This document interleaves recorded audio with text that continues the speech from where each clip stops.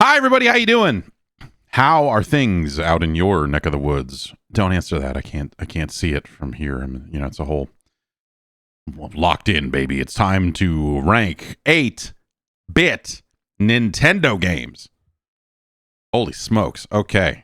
As always, you can influence the list, which is 534 games long. If you would like to add your favorites or least favorites to the list, you can join the advisory panel today over at patreon.com/Jeff Gerstmann. Yeah, you get an ad-free podcast and a bonus podcast and some early access to some shows and all that sort of stuff. Check it out over there. Go give it a look. We've got a weird batch of games here. This week's games, I don't think I have played any of them prior. I mean, at least not these versions of them in one case, but there's a lot of mystery found on this week's list of games that we're going to be adding. I'm gonna need to produce. I'm gonna need some productivity here. I bought these from wrestling.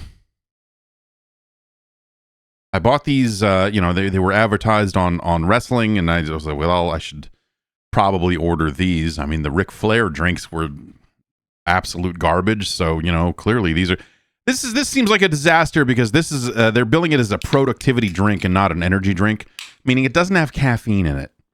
So what the fuck are we even doing?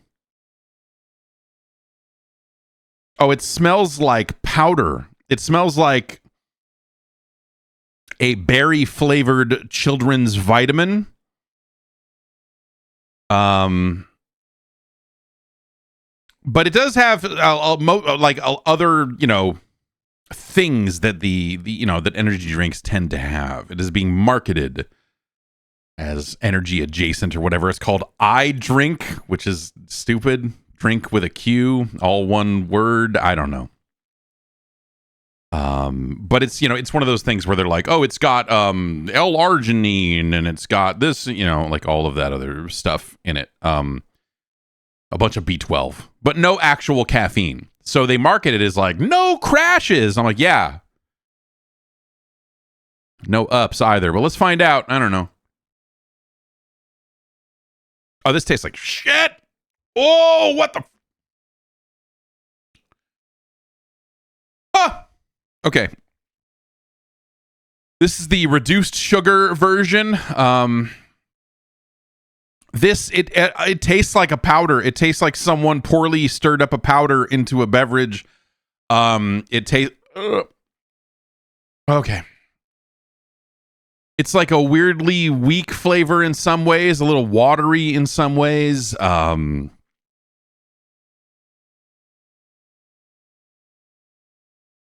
Stays on the tongue. Oh, what the hell? This is what is happening to me?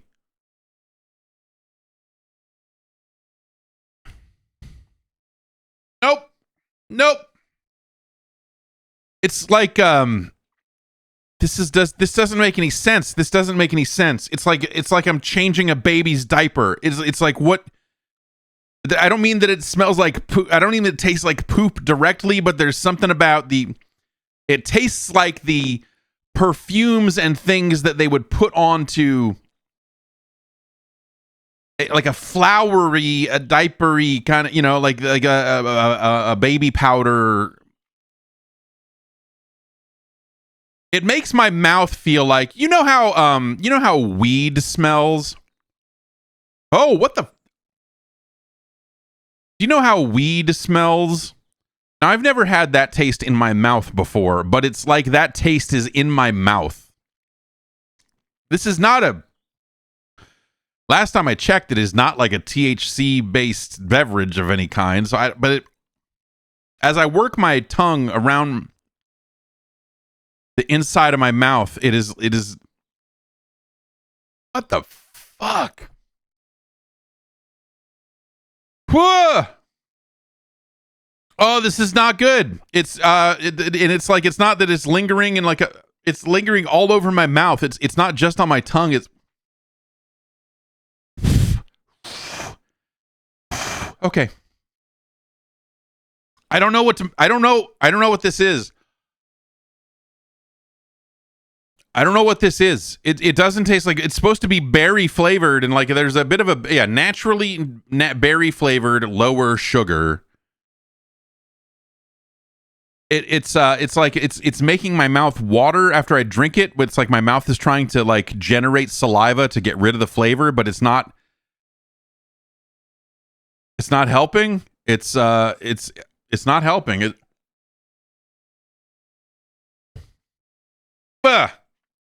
Yeah, the front of it is like you opened up a clean baby's diaper, and they put a little bit of scent in there to be like, oh, look at this nice diaper. It's not unlike baby powder. And then it turns into something else entirely. Yes, it tastes like a scented garbage bag. That's it. Yeah. And then as it kind of dissipates in your mouth, then it starts to take on some weed-like qualities. This fucking sucks. This fucking sucks. It's 15% off. They have an offer code that runs during AEW if you want. Oh, Jesus Christ. The Ric Flair drink was better. The Ric Flair drink was better.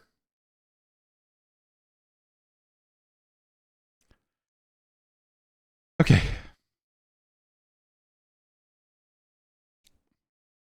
This is. I'm glad I gave 2 cans of this to Jordan Midler. I hope he enjoys them.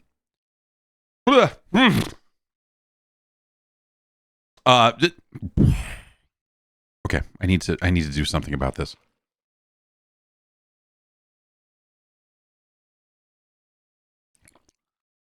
God damn it.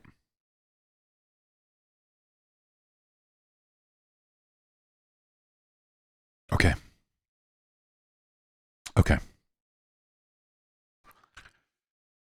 I'm going to throw away the rest of that case. I had to buy a whole case of that. I had to buy a whole case of that to find out. Because that's my job. Yeah, it's a little weed like.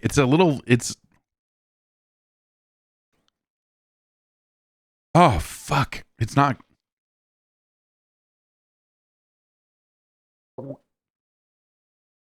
Help. Okay.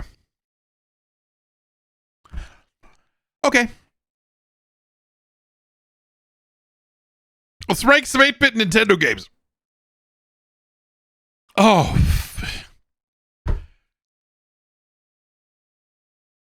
Ah, shit.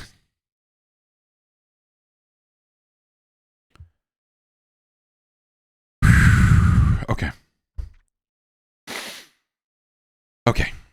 Mega Man 2 is at the top of the list. Head on over to patreon.com/Jeff Gerstmann for more good ideas.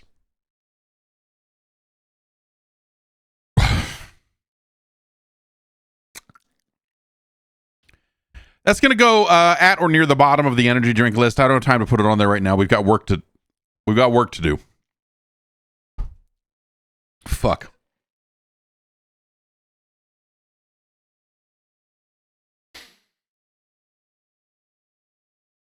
Is it better or worse than a Switch 2 cartridge? I mean, the Switch 2 cartridge is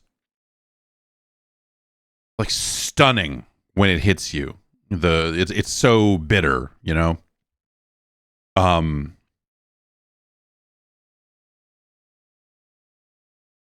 that goes away. You know how that lingers in a lot of ways too.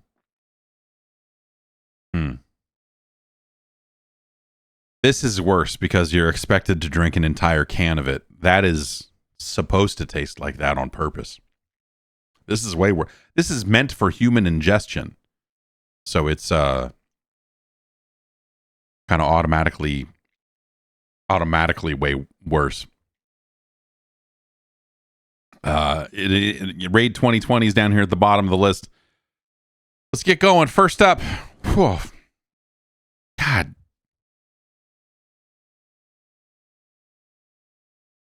Gotta fix the color space here. It's still there. It's still there. It's still there. Tony Khan will pay for his crimes.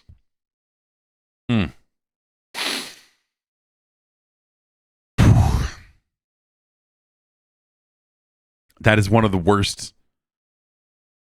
I guess, you know, they're not marketing it as an energy drink, but that is one of the worst energy or energy adjacent drinks that I have ever had.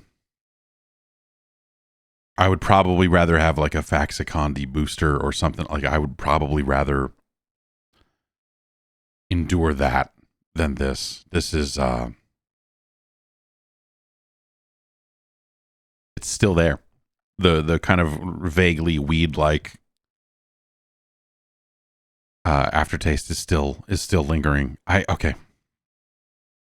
First up is a game made by a company called Nintendo.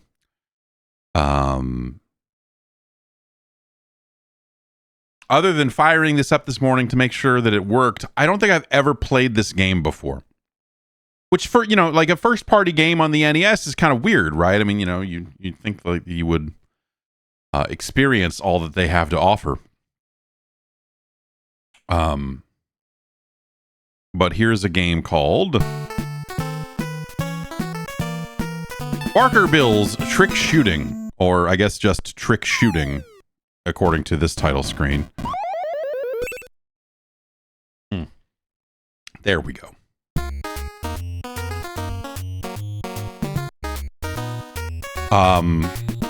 It's a light gun game that came out significantly later in the system's life cycle than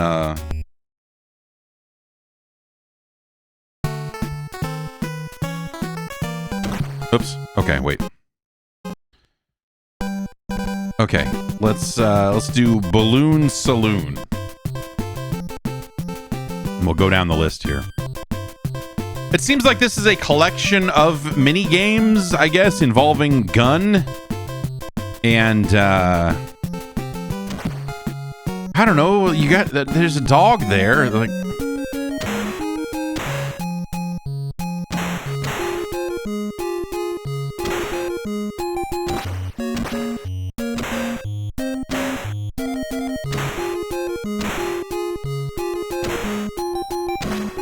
These balloons move like real jerks.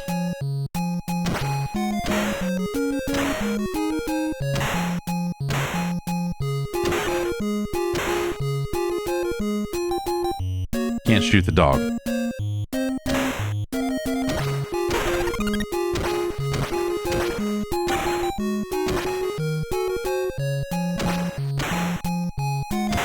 It seems like they kind of limit you on bullets, but not really. It's sort of like if you were just like busting caps, you will eventually kind of run out, and it'll take some time to reload. But it's sort of,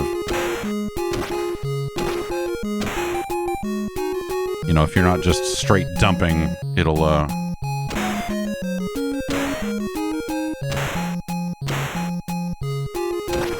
don't like the way these balloons move. I don't like doing this. It's some real BS.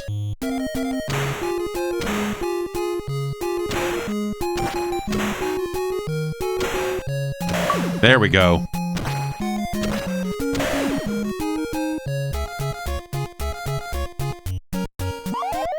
Did I lose? What? Fuck you. I gave that dog what he had coming to him.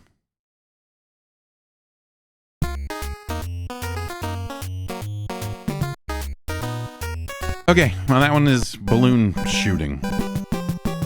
Flying saucers. Can't shoot Barker Bill. Oh, I see. This is a little bit more like the, I don't know, the skeet shooting inside of Duck Hunt.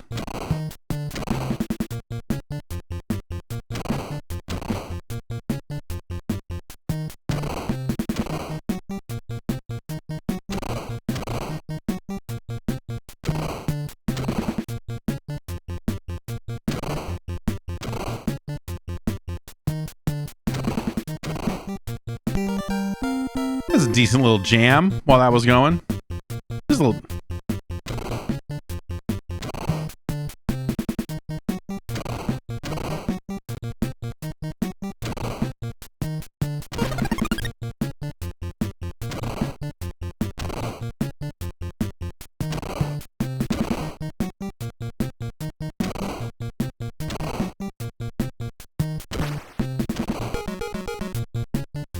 Oh, everybody's talking to me.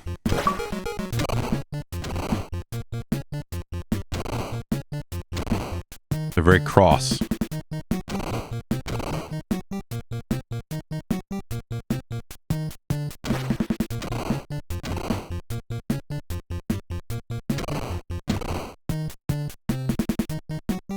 What does that throw? Oh yeah, look at me like that's my fault.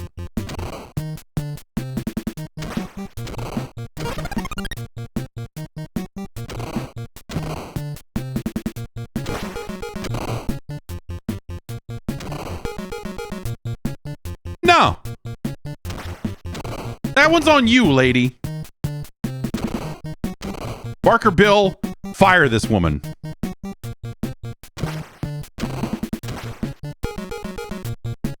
Can I shoot Barker Bill? Looks like no.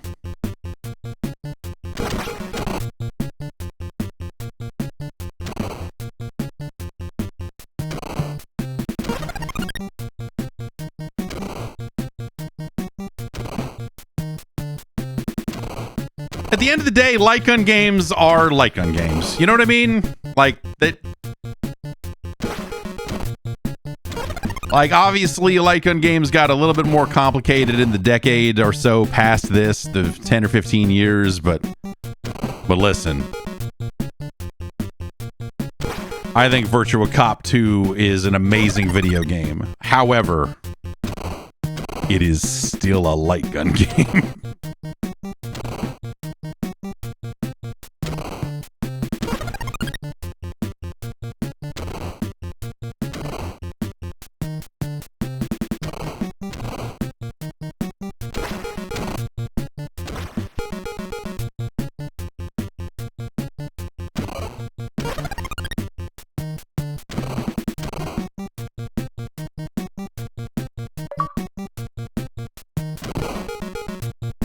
No, I refuse to take responsibility for this. Bill, that one's on you, dog. That one's on me.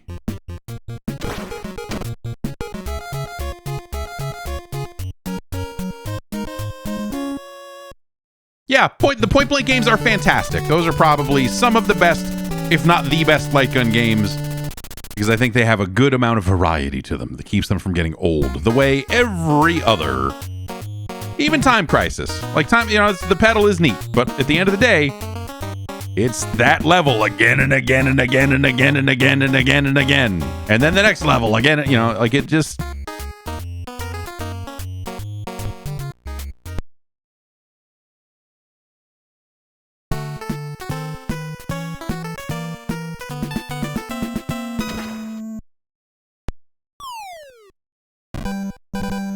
Window panes.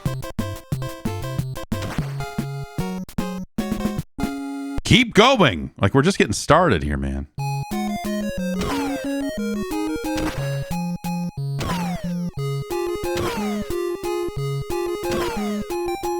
Is the answer to not shoot the windows out?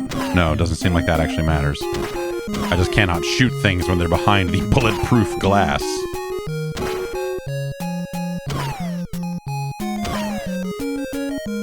This is dumb.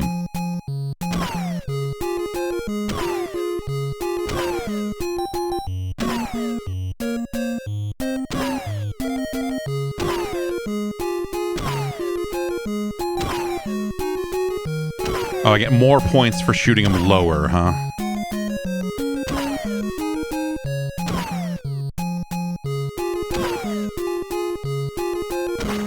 Wow.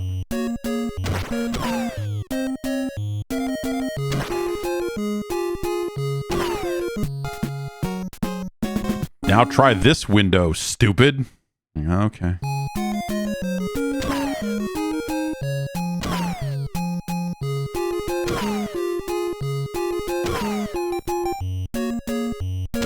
Oh.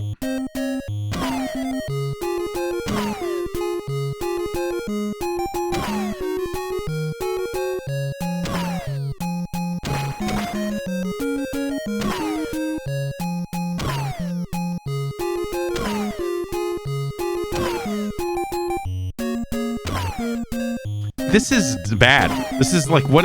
This is, it's really the shits here, man. Like, what, you know?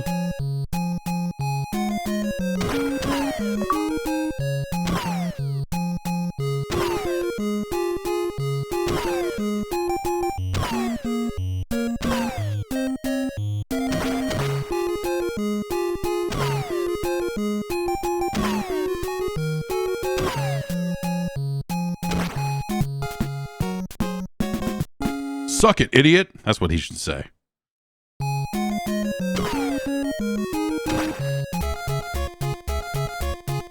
Thanks. Thanks.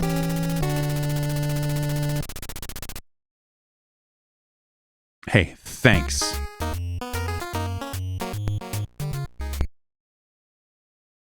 And now, Fun Follies.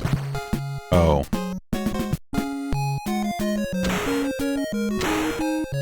So is this like a mode that puts it all together, I'm guessing?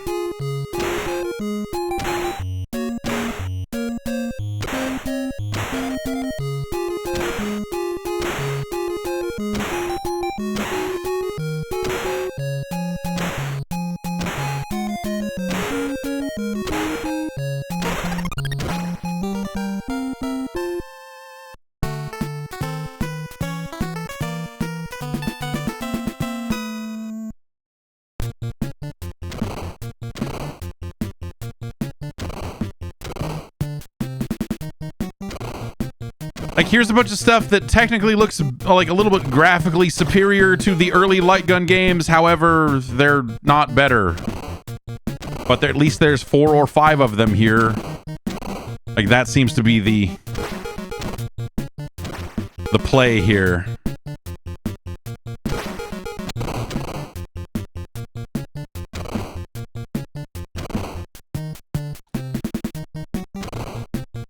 But this isn't... this... It's no Hogan's Alley. That's for fucking sure. At least that game has a vibe.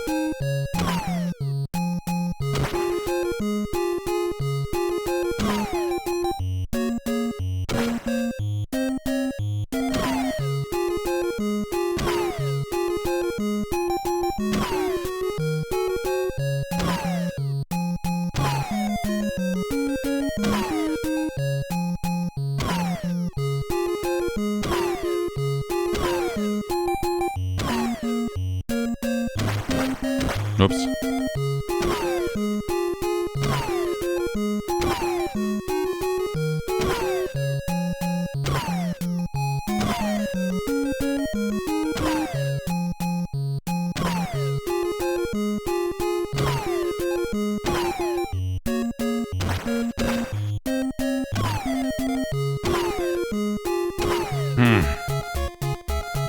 Jeez. Thanks. Hey, thanks. Okay.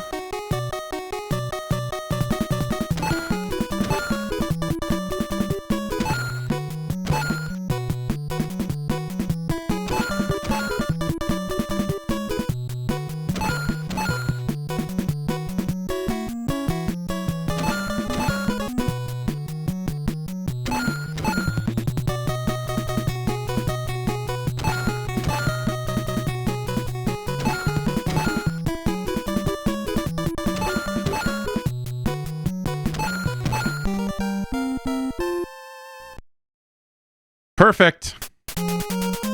Oh, here we go. Now we're gaming. I didn't realize there was a gambling component. Oops.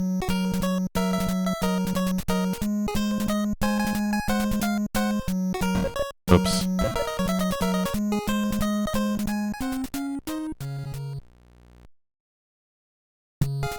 No, no. Nope, I don't want to do this anymore.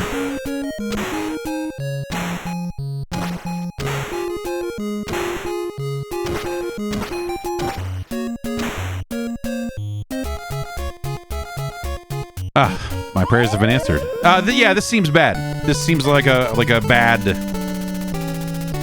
you know, kind of post that initial rush of light gun games. Like this feels worse than those. I just don't think that these games are interesting, especially with the number of years that had passed since Duck Hunt and Hogan's Alley and even Gumshoe. Wild Gunman, I don't think it's a great game. It's even more one note than those other games are, you know. And so it's like they take advantage of some technology here, right? Like it's a significantly newer game than those ones were, I guess. But yeah, I don't know. It's missing all of the flavor of Duck Hunt and Hogan's Alley. Also, like there's just it's just kind of lifeless and repetitive and yeah, all of those things. It's just, yeah, I don't know. There's not a lot here. It's funny, like there is more here technically than there is in either Duck Hunt or Hogan's Alley, but I don't think that these games are nearly as fun. So yeah, this kind of squeaked out a little late, and that makes it like interesting, I guess, but it's just it's not good. It's not good. Is Wild Gunman the lowest? Yeah, probably. So I'd say it's better than Wild Gunman. Like, it's hard. Wild Gunman, I love the look of those dudes, right? Like it's a cool looking game. And the idea of like, oh man, it's a showdown. Like, that's a neat idea, but not a great video game.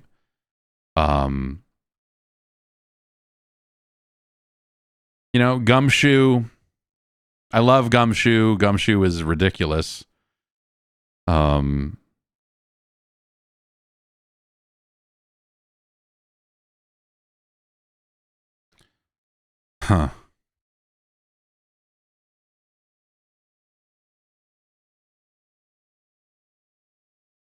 Yeah. So this is, again, it's one of those ones where you got to let the science speak.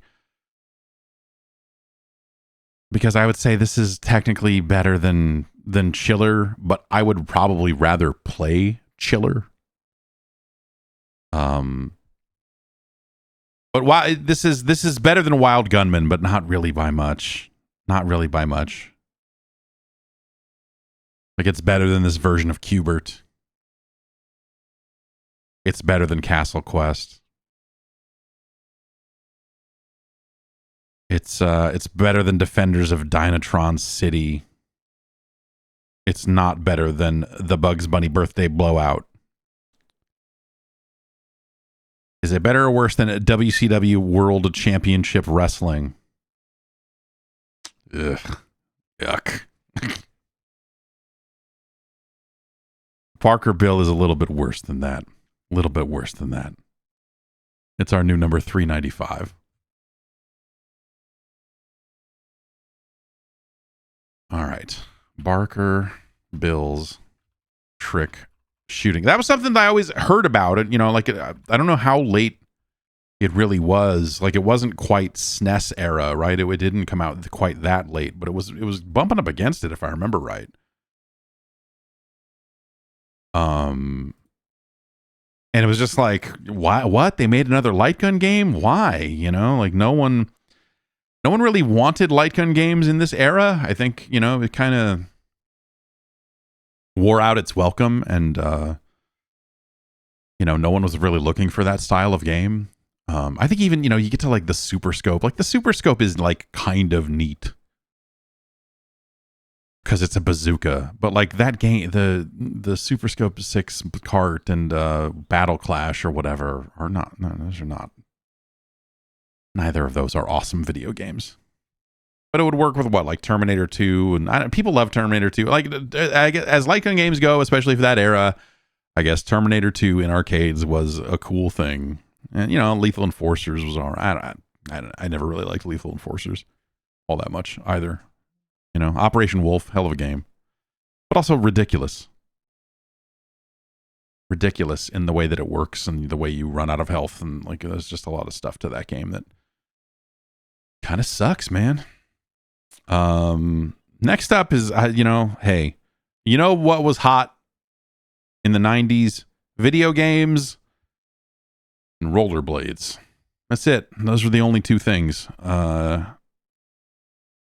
Lysandus wanted to see this one.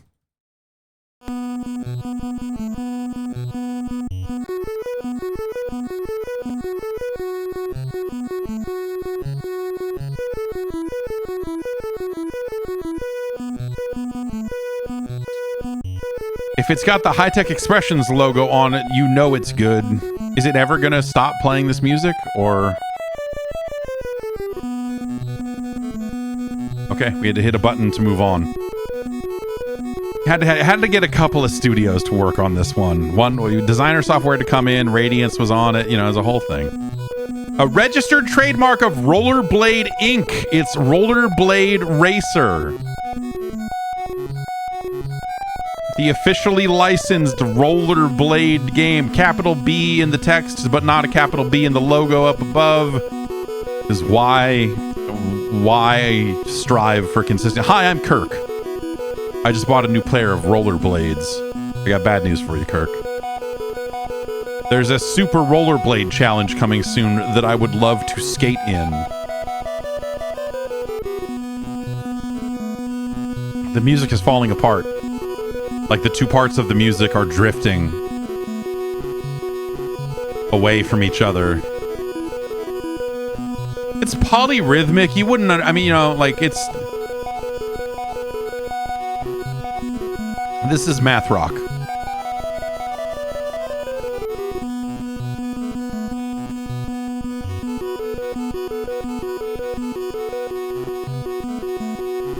I need your help to get 5,000 qualifying points.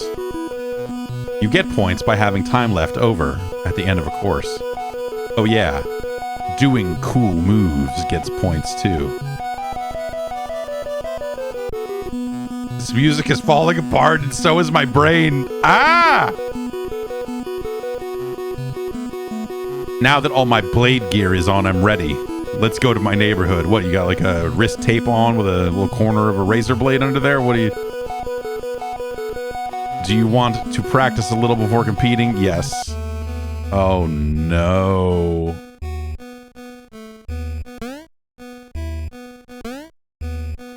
What? Ah! Die, Kirk. It's like Paperboy style. Like what?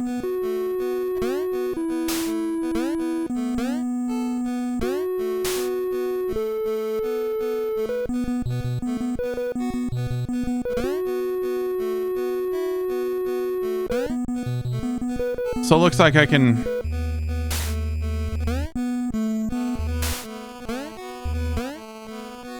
If I keep tapping up, I'll go faster.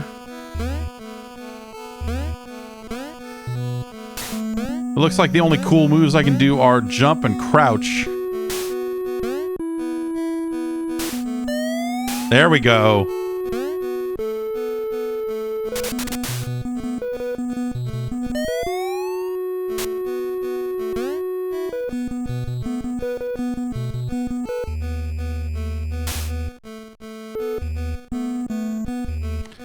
Okay, if I'm trying to...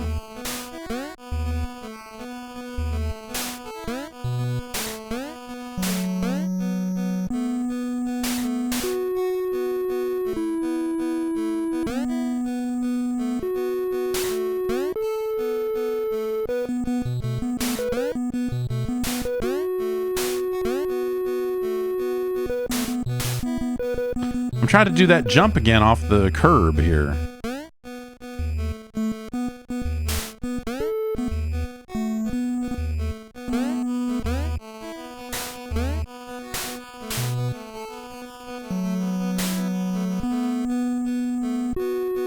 If you're pushing up to like gain speed while you go off the curb, that also makes you wreck.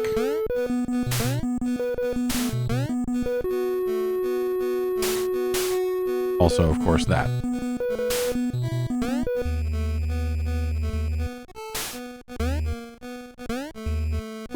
All right, so that's me crouching and letting off of the crouch. Oops.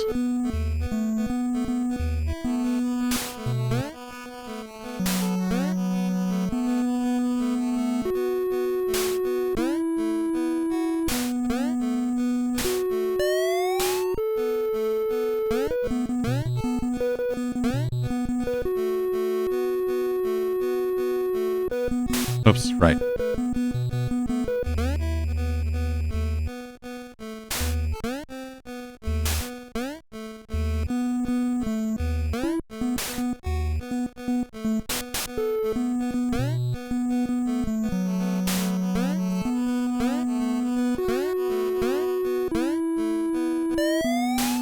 Okay, so that's like a... That's not... That doesn't have to do with the curb, that's...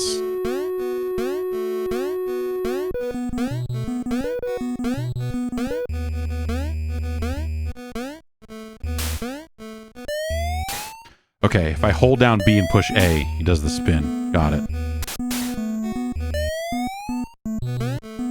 And it's automatically jumping off of these curbs for whatever reason.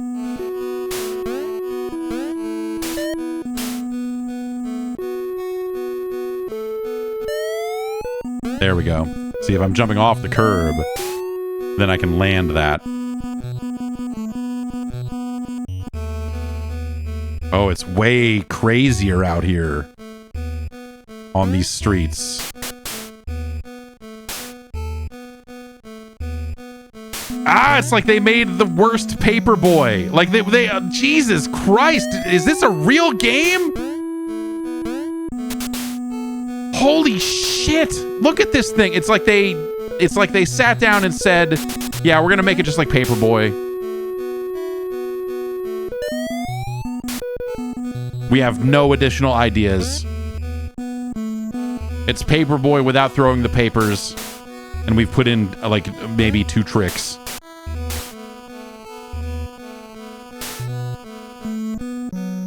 And don't skate on the cracks.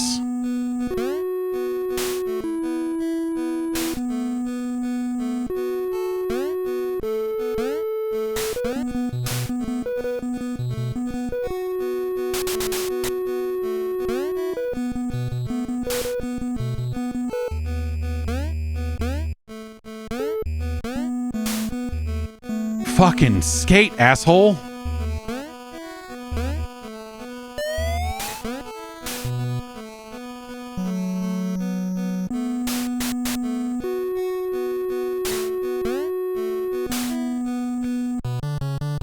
Well, I guess we fell too many times. Yeah, I guess. It'd be nice to know for sure, but I guess... I know that this is a part of learning anything new. Inline skating is so fun, I think we should try again. I like the very soft, branded message of inline skating is so fun. Sometimes you gotta wreck.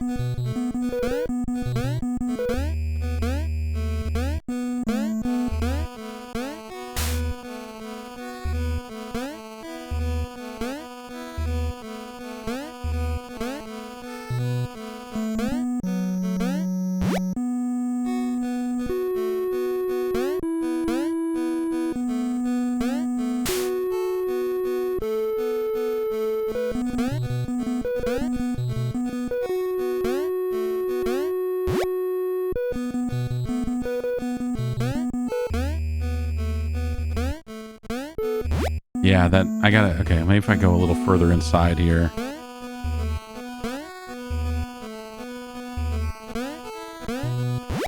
Nope.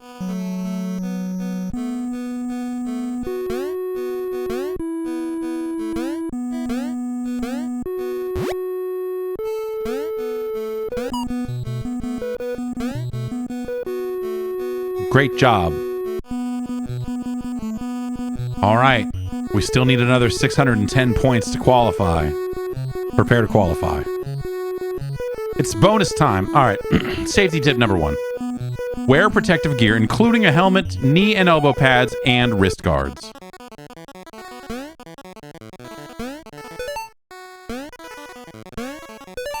It needs to make a little noise when they jump over the barrel. You ever play Donkey Kong? Donkey Dong? You ever play that? When the man jumps over the thing, goes, like you gotta make it do that. Yeah. Good.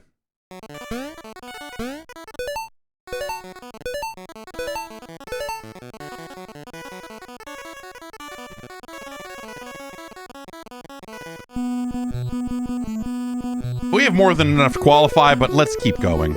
Now let's go to the city. I think we're ready for that. Mysterious piles of goo on the streets.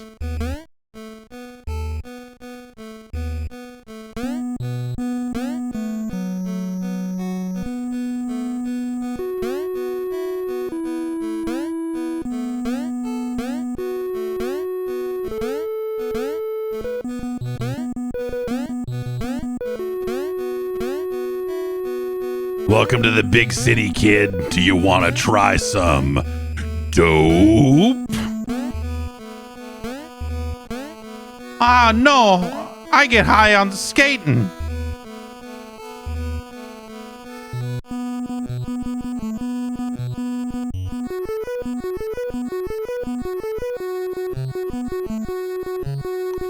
Safety tip number 2 and 3 might have been nice. Always skate under control. That's right. Don't do dope.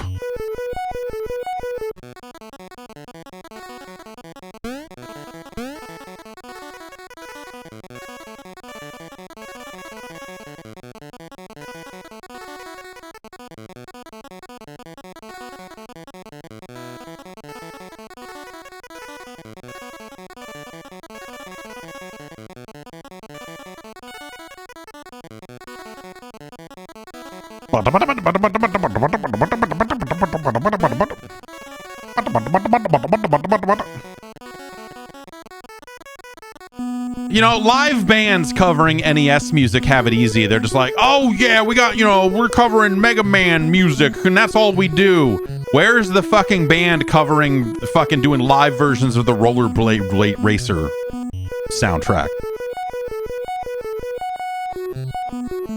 This is getting to be a lot of fun. I think it's time to hit the beach. I was just saying, Kirk, this is getting to be a lot of fun. I agree. Yeah, all those fucking bands covering fucking, you know, video game music are fucking soft. Do something with this.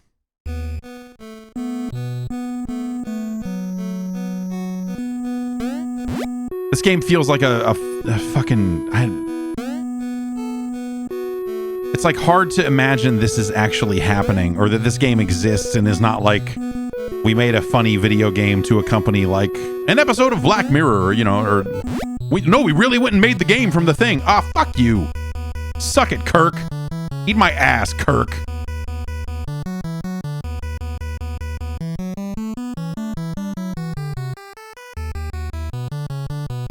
We had more than enough to qualify.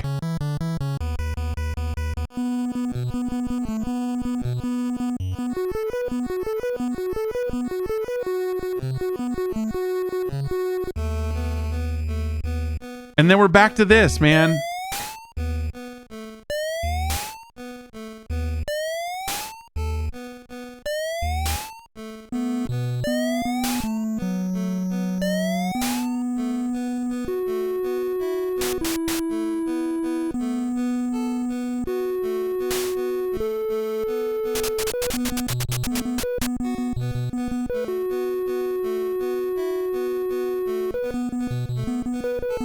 you hit the brakes, he'll just do this forever.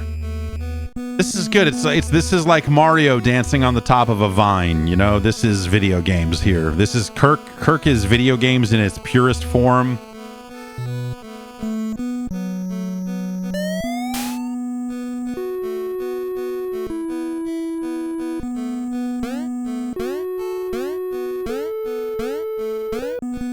I like that you only need 5,000 points to qualify, but there's like a zillion levels. Like, you would have to be really fucking dumb to not get enough points, except that they still make you play through the levels. So, even though we qualified in the second level, we're still trapped.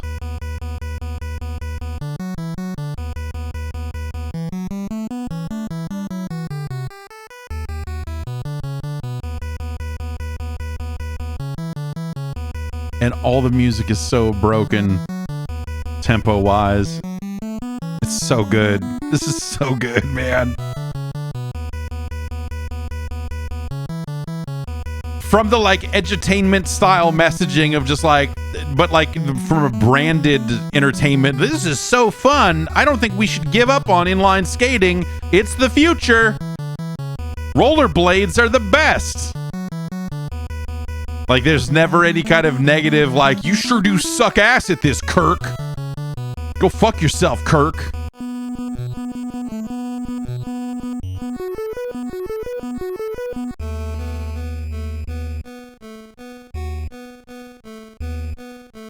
Ah, ring, ding, ding. No, think about it.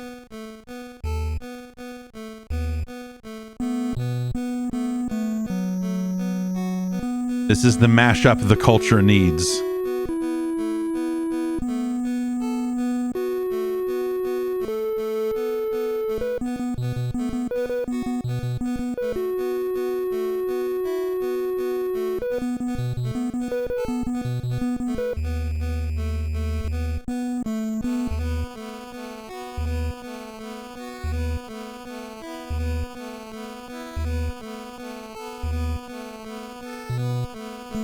This appears to be top speed.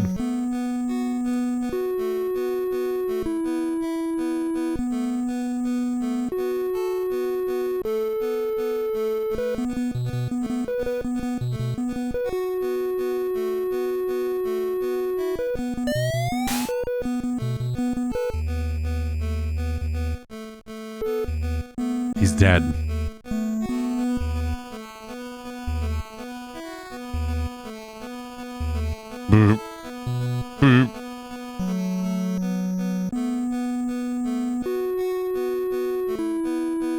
Well, much respect to Kirk. He died doing not only what he loved, but something that was it's very fun and very safe. He died doing it, but it's very fun and safe, and you should do it too, and that's rollerblading. Safety tips number 2 and 3 are unfortunately lost to time. Those would have been useful, maybe to know, but unfortunately we were only able to see 1 and 4.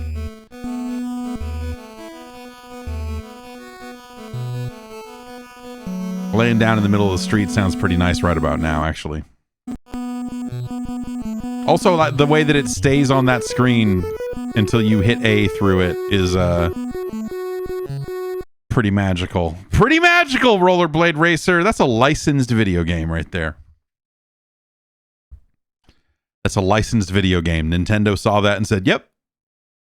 Yeah, sure. Rollerblades are hot. This game is worse than the Bugs Bunny birthday blowout.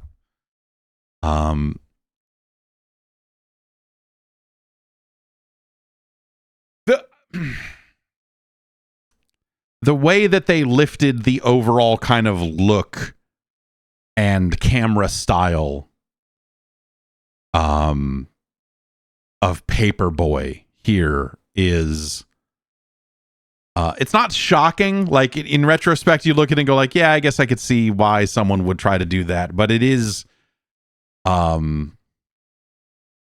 shameless, I would say, and also awful. They do a pretty good job of just like layering on a million obstacles right in level 1 also. Like, there's constant, like, there's a bunch of cracks in the street.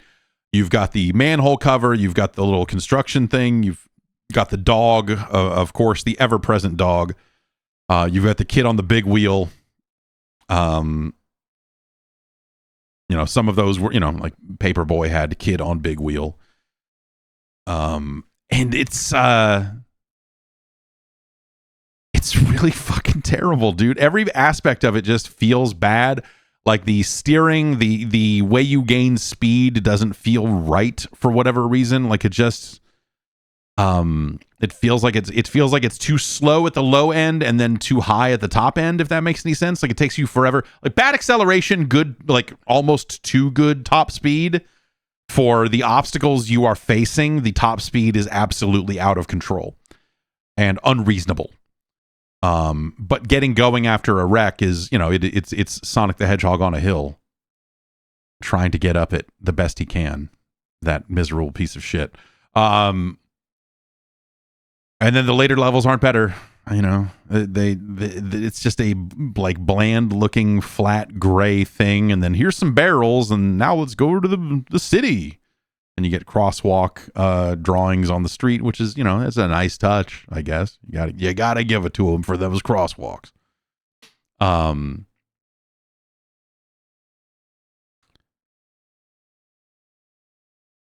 It's a bad video game. I you know, there's really you know, there's not too much else to say about it.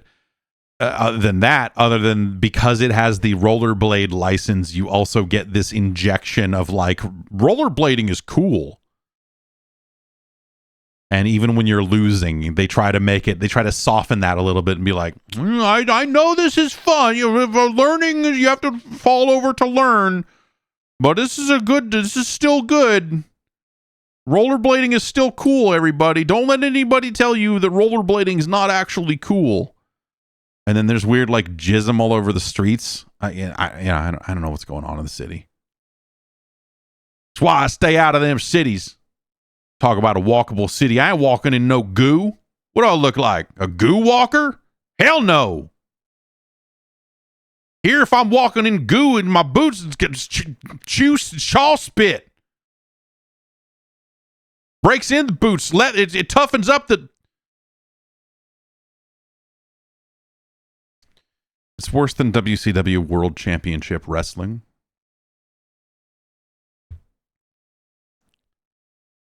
It is worse than the Adventures of Rad Gravity. It's no Castellian. Roller Games is a far superior product. A different license, but, you know, still a rollerblade themed video game. It is significantly worse than Atari 3 The Rescue. You would be much better served by a copy of the Jetsons' Cogswell's Caper. I would even take Gilligan's Island. Ultima Exodus, certainly a better product. You'd be better served with a copy of the Praticus Conflict, for Christ's sakes.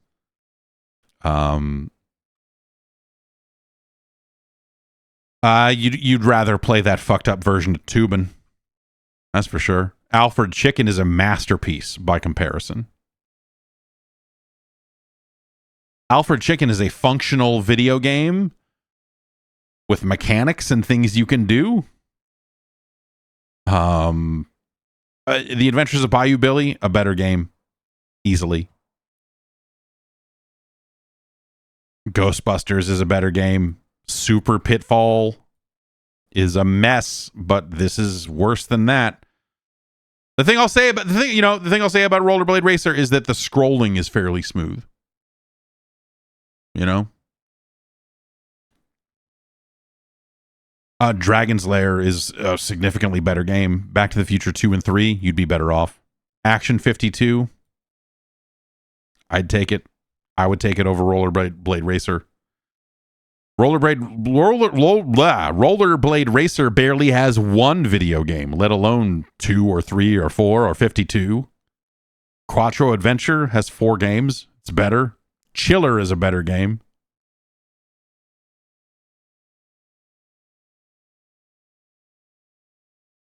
You would certainly be better off with a copy of Power Punch 2. It doesn't hold a candle to King Neptune's Adventure.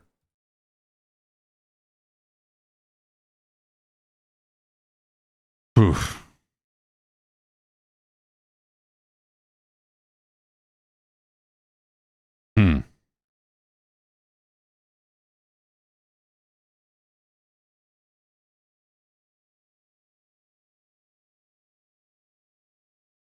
it's really it is somewhat similar to Star Wars: The Empire Strikes Back. It is a Conan like in some ways. They're like bad in similar ways in my mind, but both of those games have like more to them, ever so slightly. So Rollerblade Racer is worse. It's worse than Circus Caper. It is worse than Wolverine. It's worse than Home Alone 2.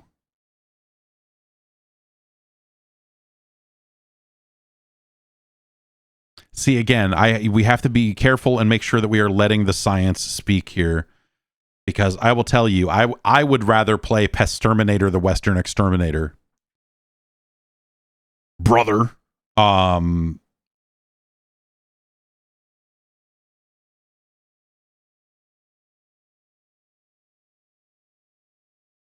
But I don't know that I would say that Rollerblade Racer is worse than. Yeah, no, it's no, it's not. It is not. It is not worse than Pestterminator: The Western Exterminator, because also it is not worse than The Adventures of Rocky and Bullwinkle and Friends.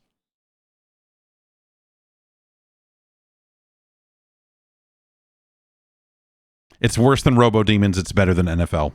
It's our new number 525.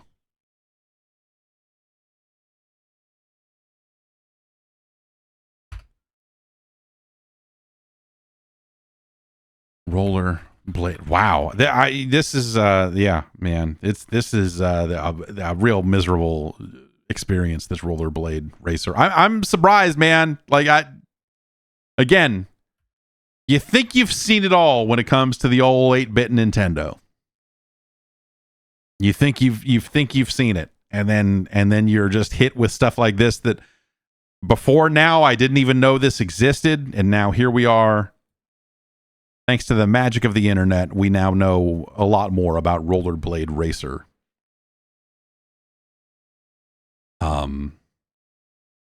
That's a bad goddamn video game right there. Holy smokes. All right, maybe we need a palate cleanser here. Tim has recommended something that I think will maybe serve as one. There's really only one way to find out.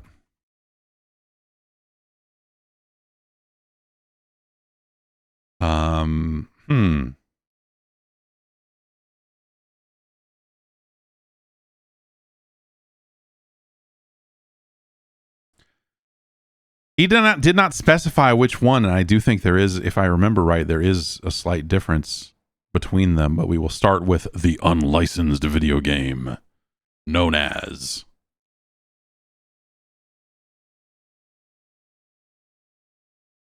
Ms. Pac-Man.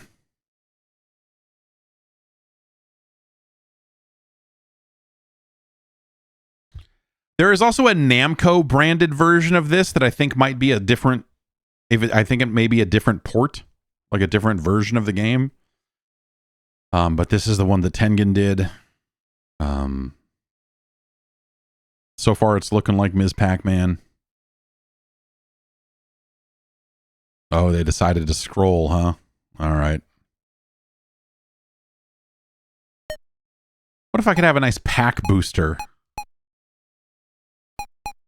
Let's try it without. I mean, you know, crazy.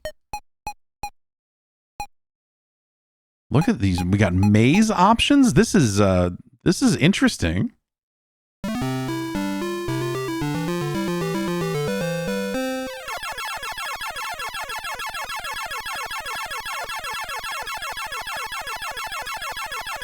I think it's really tough to, you know, the resolution is what it is, right? And so you kind of have to decide what you're going to do. But I think putting scrolling onto the screen in a port of Pac-Man is really like kind of misunderstanding how you play Pac-Man, you know? Like you kind of need to know where everything is at all times.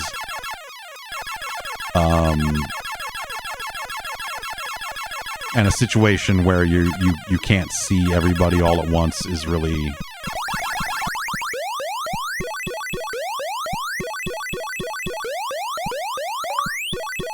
Also, I don't think the sound is very good here.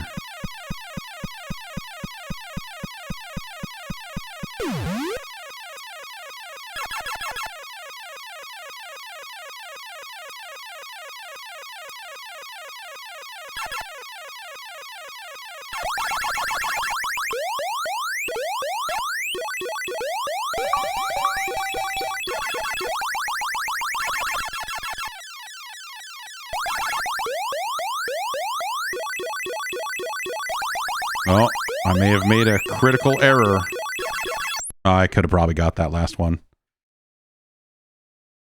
Oh well. This audio is very shrill. I really don't like. I think the sound effects and stuff in actual arcade Ms. Pac-Man are pretty good for what they are for the era.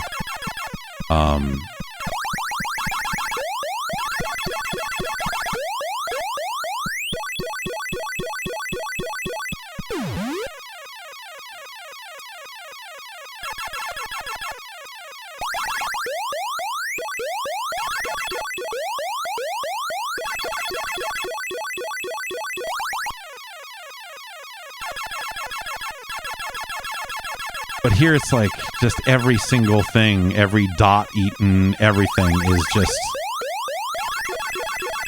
higher pitched than you want it. Oh, nah, got greedy.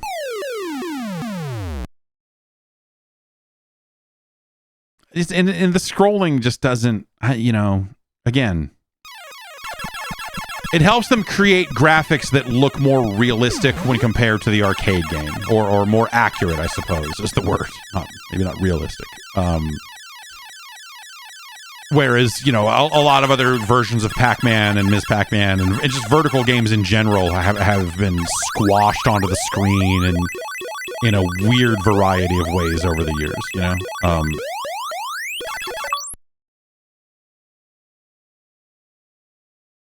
And so they decided to stick to authenticity with the individual graphics of the ghosts and the Pac-Mans.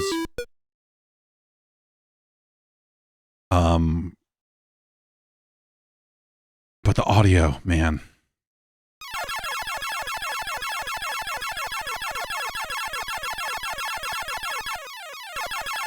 If you just took any one of these noises down an octave, I think the whole game would just be a lot easier to deal with.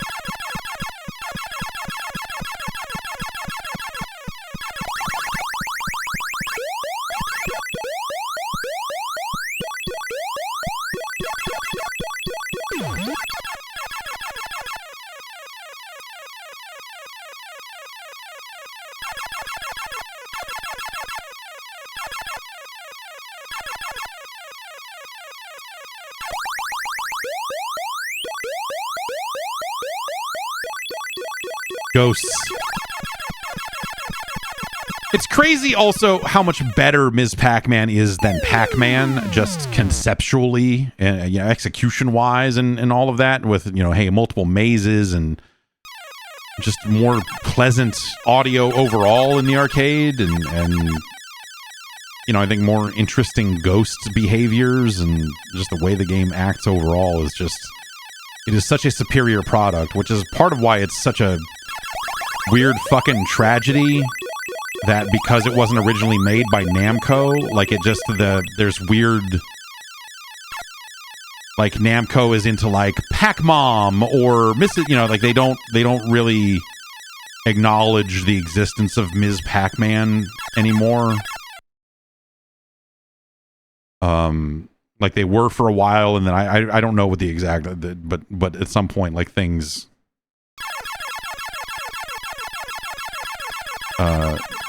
changed. It's like they, the rights to Ms. Pac-Man, I don't know if they still sit with, I guess, Warner Brothers through Midway, or if they revert to,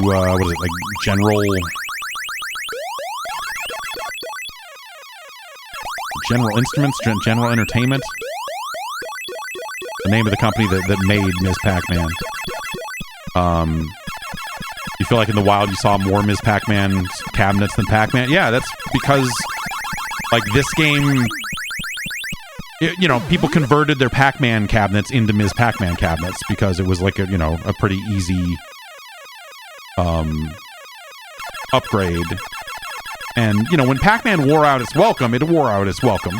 And so, like, after the popularity of Pac-Man, you saw a lot of weird stuff, like unauthorized third-party mod chips that would, you know, enhance the speed of the game, and even Namco made a bunch of those as well. Like, they made one, you know, they made Pac-Man Plus where you're collecting Coke cans and shit instead of cherries. You know, like, there's... And the ghosts had weird flags on their heads for whatever reason. Just, you know, there's... They tried to do stuff, you know? Officially, even, they tried to do stuff.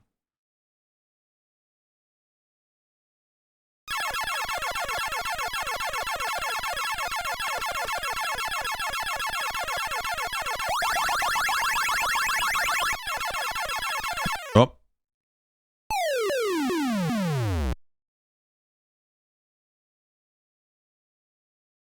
Okay, let's see what some of these options are.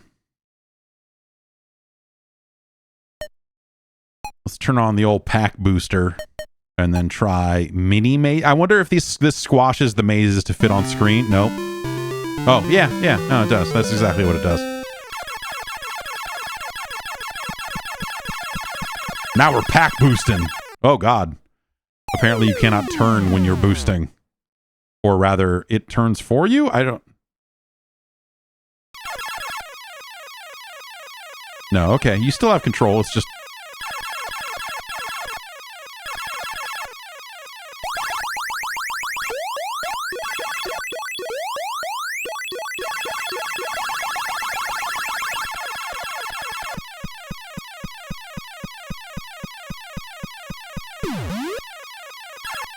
I like the little graphic.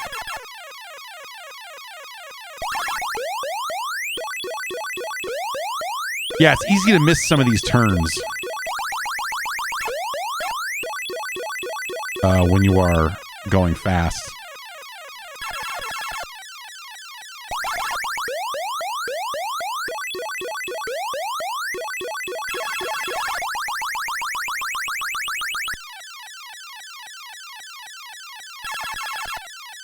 Small mazes. An interesting idea. You know, again, the scrolling stuff is kind of disappointing. I mean, this still has some, but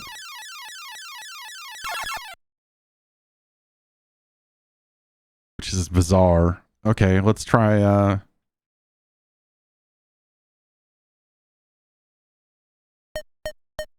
let's leave it off. Big. We got big and strange. Let's try big. Oh! Big.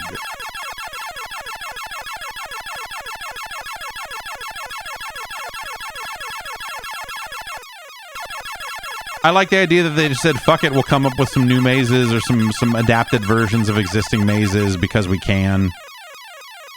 You know, like Tengen was making their own weird fucking ROM hack or something, you know?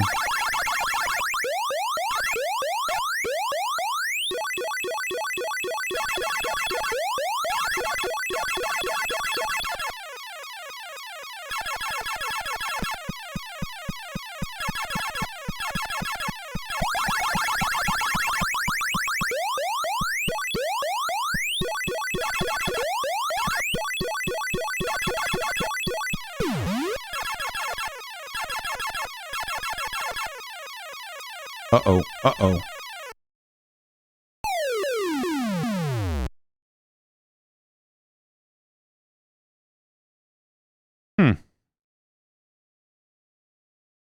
All right, we got big. What about strange? Hit me with strange. I went to go see Ms. Pac-Man for some strange. Ugh. Not that strange.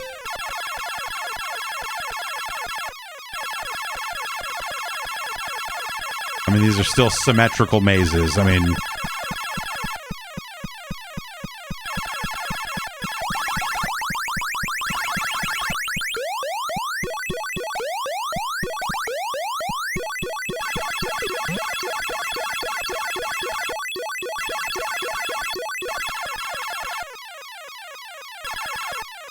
This little thing right here that's a bad situation. That's a real hacked arcade ROMs kind of fucking maze choice. Because a lot of those hacks were fucking terrible.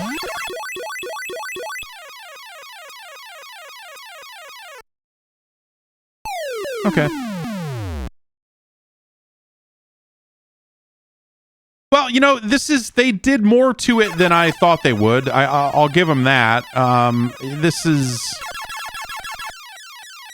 It just feels like once they realized, like, oh, dude, we got to stretch the screen for this, they sat down and said, well, why don't we take advantage of that and make some extra long mazes? Which, sure, why not? Why not?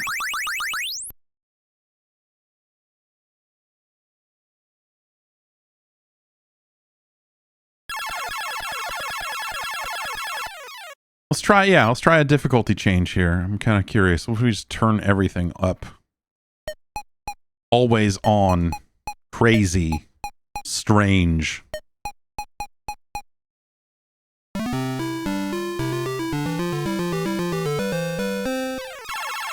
Oh, boy. Oh, look at that! Look at this! That's strange!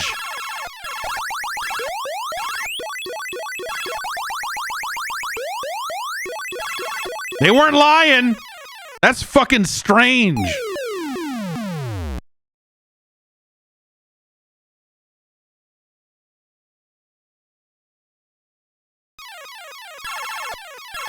And this little hook here, like, again, this is truly, they truly sat down and said, man, people made some really awful, like, maze ROM hacks for Ms. Pac-Man in arcades.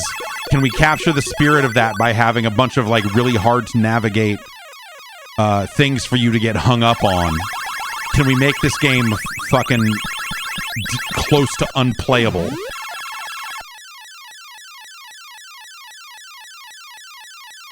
They were brave enough to say, can we make this game absolute garbage?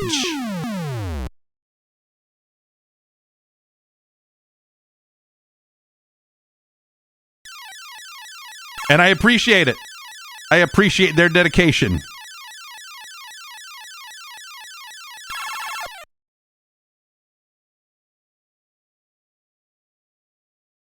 And this is nice, you know, like, look at... Now that's strange. This layout is a death trap.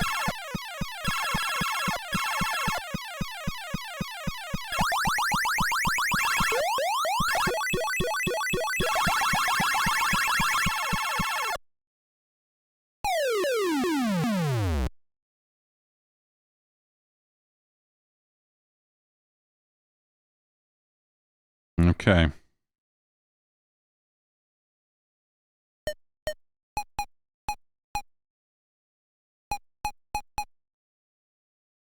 Does this work the way it seems like it would work? Yeah. Ah, cool.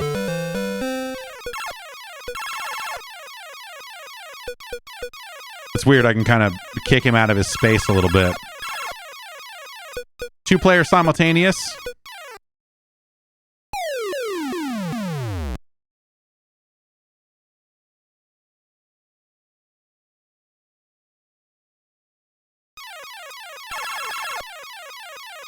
Yeah, with scrolling mazes, that's actually like a really weird concept.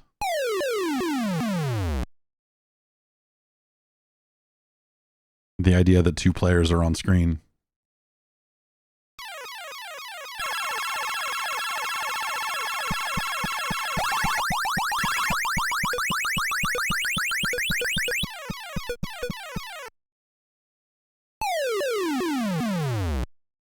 Yeah, it probably locks the scroll and you get stuck, is probably how that happens.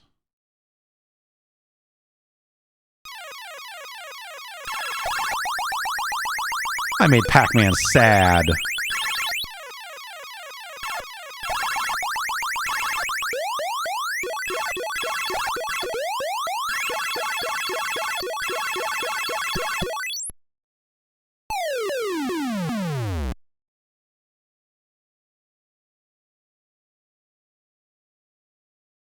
Is that the end of the whole game, or do I keep going?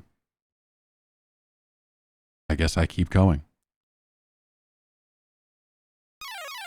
Weird.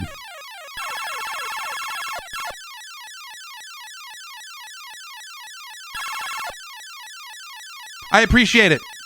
I appreciate this. They, oh man, it's hard to make some of those turns. They sat down and made some stuff, you know? I think that's kind of cool. Like, it's not necessarily a good game, but, well, whatever. I mean, you know, like I guess Ms. Pac-Man is a great game. It's not necessarily, like, nothing they add that is actually, like, good.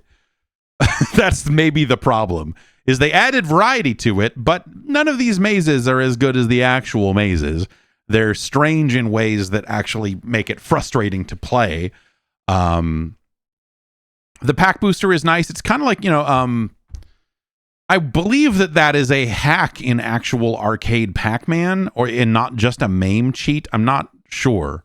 But I think if you wire up a button to a Pac-Man machine, you can use it to go fast. I think that's how it works.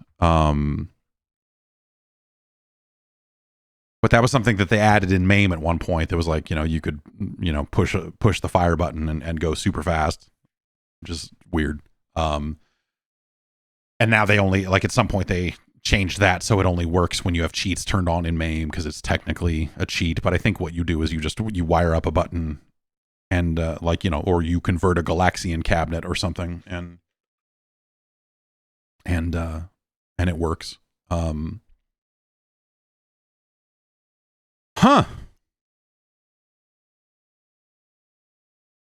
I appreciate it. Again, I don't think the things that they added to the game are necessarily, like, good. But it's nice to have some variety, and the core game is still there, which is fine. You know, it's better than the Bugs Bunny birthday blowout. It's better than that weird version of Superman. But you know, it's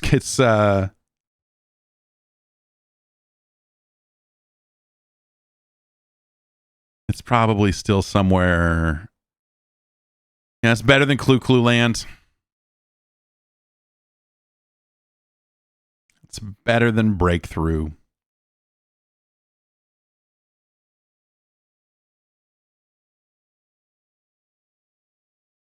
It's not better than Shinobi, though.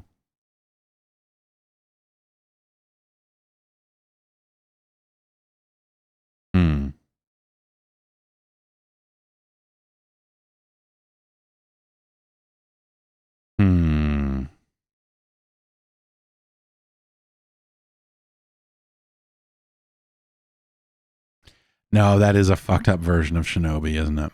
It's better than this, because it's better than this Port of Bad Dudes.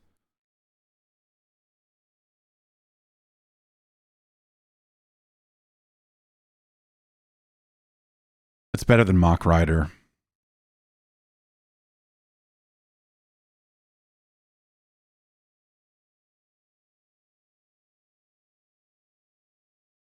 It's better than Defender 2, which is, you know, another kind of arcadey port sort of thing. It's better than this version of Popeye.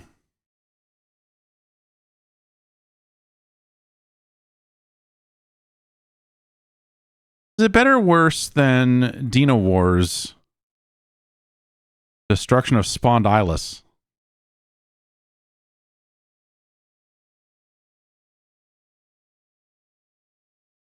It's a better game.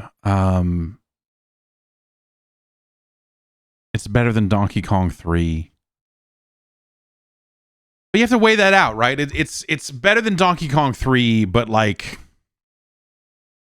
again, they added new things to it. The things are not necessarily great, but it's nice to have the variety, you know? So, like, it's better than Pac-Man.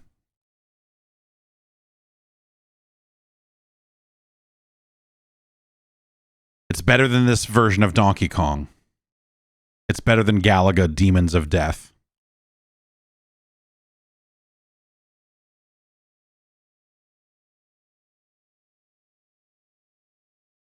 It's better than Sky Kid. It's no Golgo 13. It's no Shadowgate. It's not better than David Crane's A Boy and His Blob Trouble on Blobolonia. So it's our new number 184.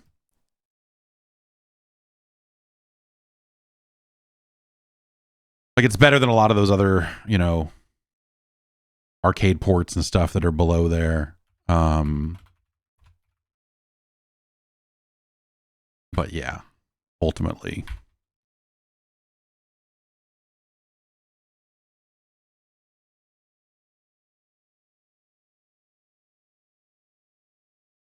You know what? While we're here, we should probably check out that other version of his Pac-Man.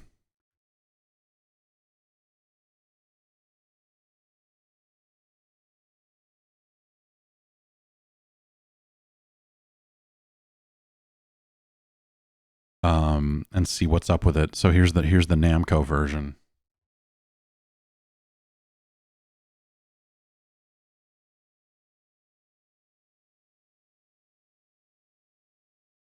It's a better title screen. 1993, huh?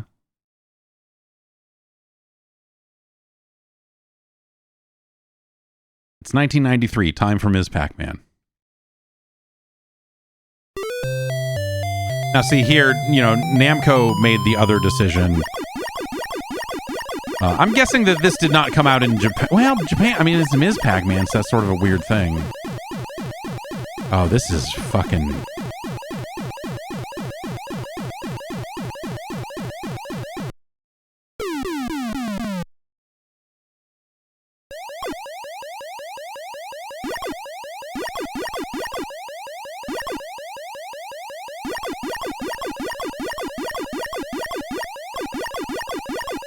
The animation on Ms. Pac-Man is all weird. The characters are too big for the maze. Which I think Pac-Man has the exact same issue. These noises are probably somehow worse. Like, they're not all high in pitch, but...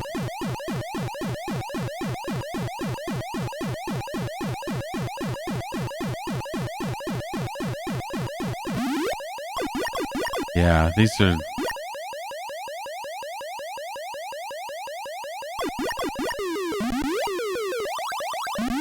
Ghost behavior seems a little weird in terms of reversals on getting a power pellet. Like, some of that stuff seems strange. Like,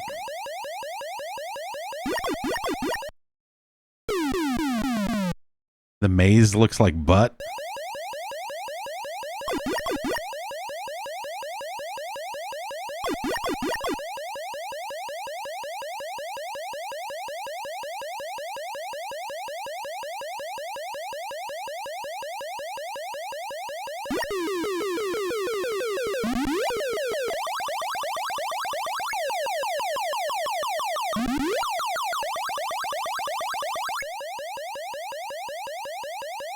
Yeah, this just seems noticeably worse across the board, and obviously it doesn't have the same, you know, kind of number of options. Can I get out? Yeah, okay.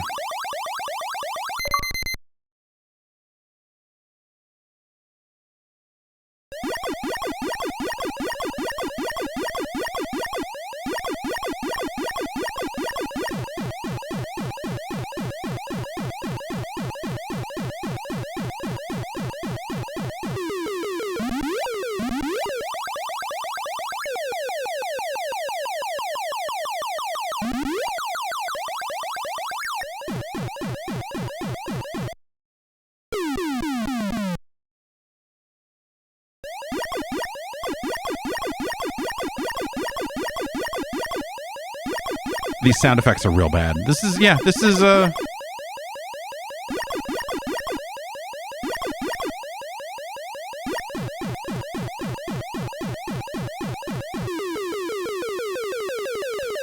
you know, you could make the argument that Namco never cared about Ms. Pac-Man to begin with, and so why would they have a good port of it anyway? You know, like, there's... Oh, come on! The fuck was that?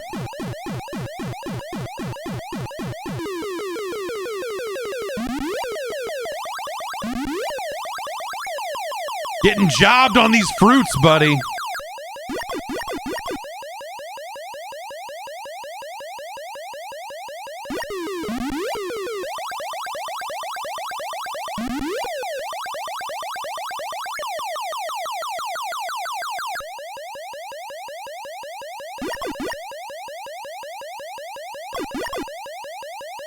Let's see if it has the cutscenes. Okay.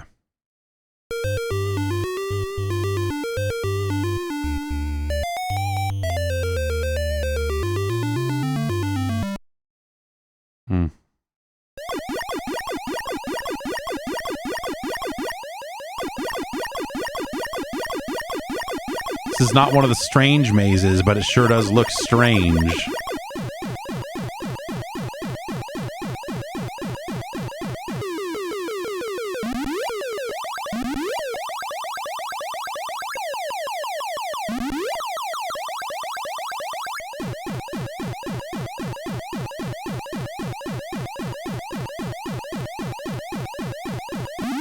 It seems like the fruit is coming out and specifically like dancing around the ghost box, which I don't remember that being the standard fruit behavior. Like it would kind of work its way across the maze, but in this it seems like it kind of takes a couple of laps around the ghost box for a while, which is, I don't remember that being the way that it always went.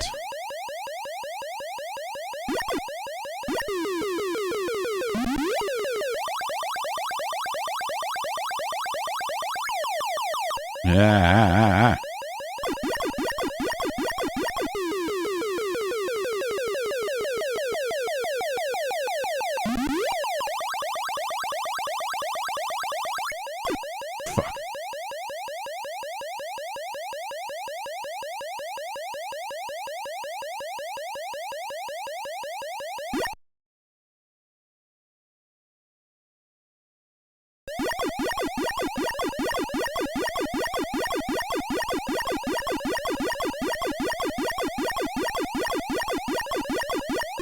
It's a shitty looking pretzel.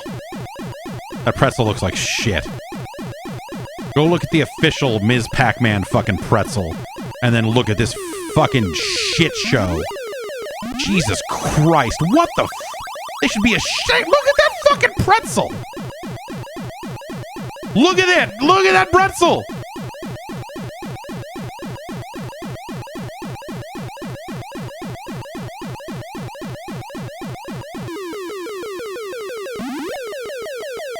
Disgusting.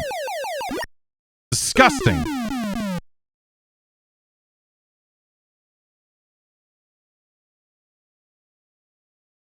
And that's it. It's Ms. Pac-Man.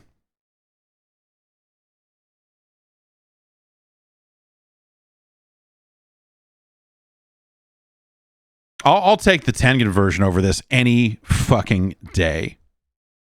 Like the maze scrolling is not ideal,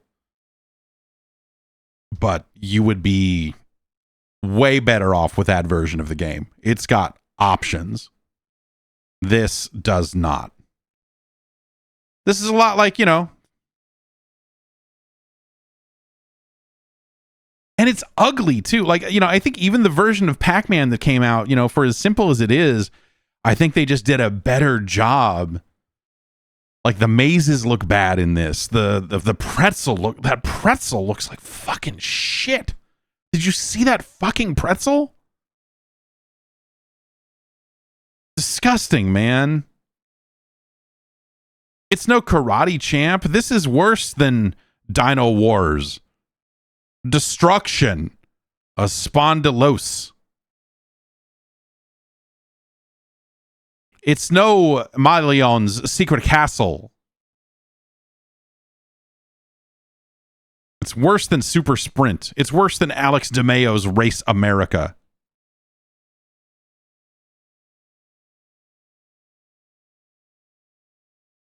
But scientifically speaking, at the end of the day, it is still Ms. Pac-Man. It's kind of, you know, like it's not a good game, but it's better than MiG-29 Soviet Fighter. Like it's better than Toxic Crusaders. It's no Legacy of the Wizard. It's worse than The Legend of Kage. It's worse than Defender 2. It's worse than Isolated Warrior, but it's better than Toxic Crusaders. It's our new number 256. Oh, I'm mad about that pretzel. Oh, that's a bad pretzel.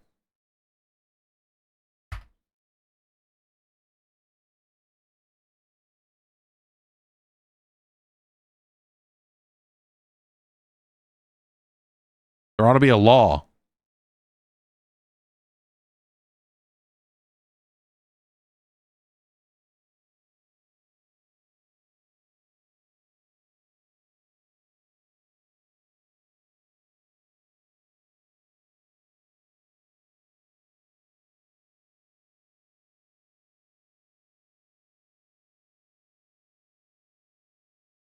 And there you have it. Ms. Pac-Man Namco version.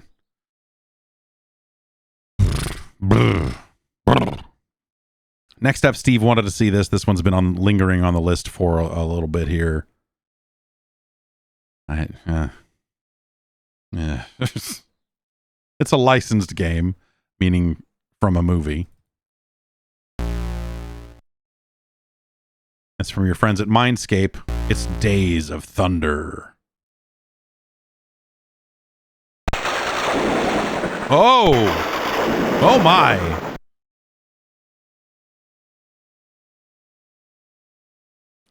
All of the frames of animation and color work of a pinball machine.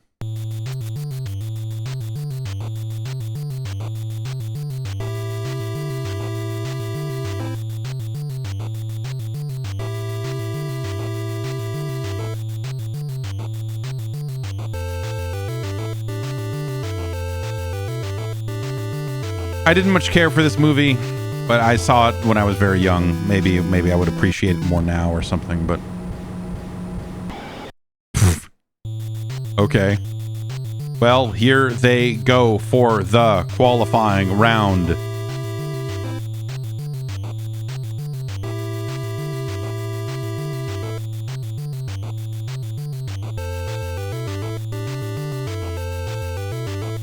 It almost sounds like a bootleg Spy Hunter music at the very beginning. Okay, do I drive? What? Okay. Oh, look at this.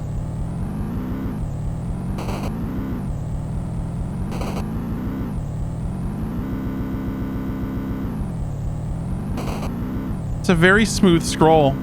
It's a very smooth scroll.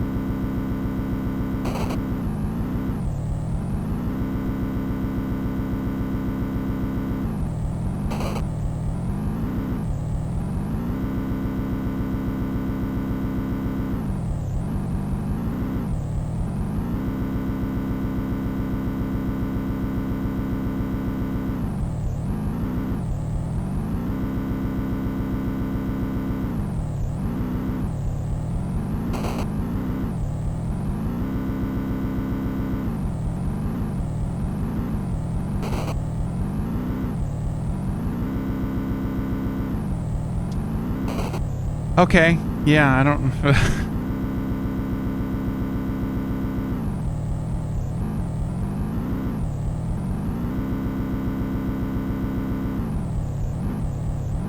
Yeah, good job of seeming almost polygonal, you know, like a, you know, and doing it at a much higher frame rate than something like Hard Drive-In or, you know, like some of these other games, you know, on much more powerful hardware would be able to accomplish. Like, this is neat, if nothing else. I was going to say the scrolling text at the bottom of the screen before the race started reminded me of a, you know, a proper Commodore 64 demo scene kind of thing. And this also seems more like a demo scene thing than a proper video game. This race is 12 laps long. This event begins the racing season. The hottest stars on the the standards for the new year.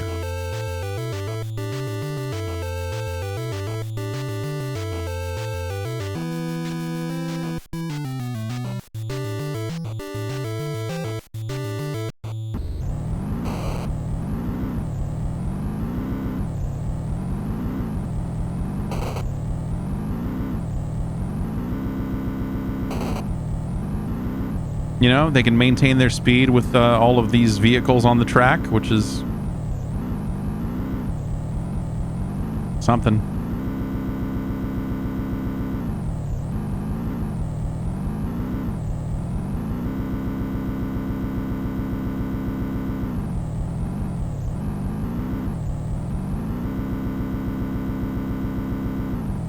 I feel almost completely unable to pass this guy.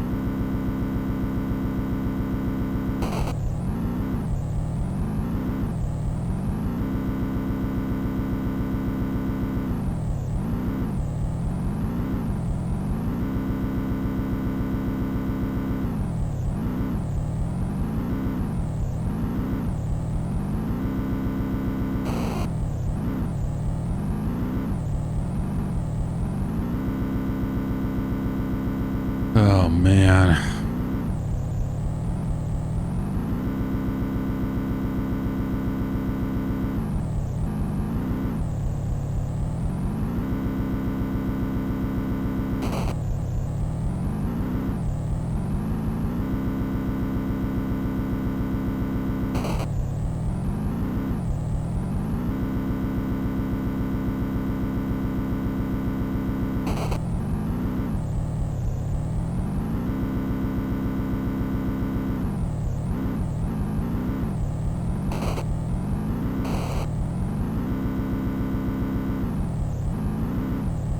I mean, they're staying low the whole way through these turns. I mean, should I be braking into these turns instead of just like letting myself sweep all the way to the outside every single time?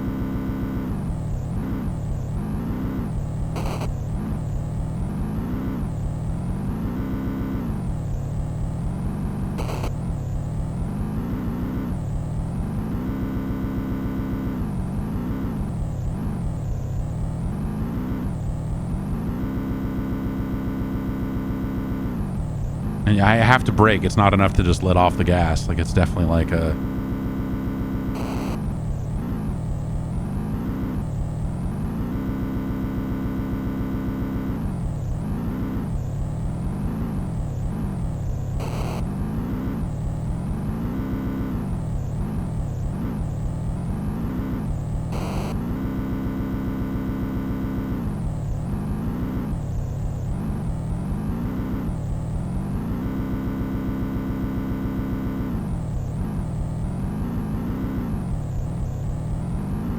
I'm gonna run out of gas.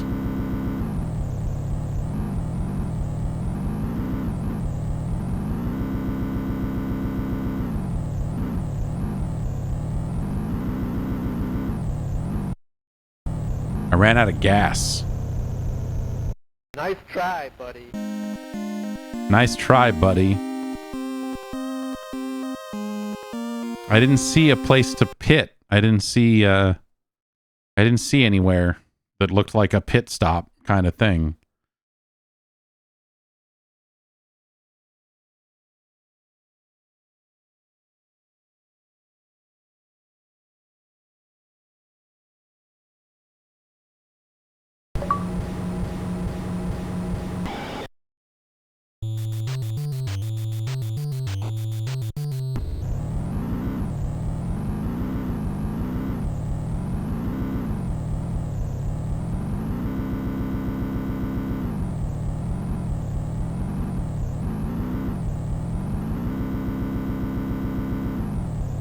Well, there it said pits on the side of the track. I wonder, you know, if I crash off the inside of the track there, does it pit? I guess I'll try that during the race. Yeah, see right there?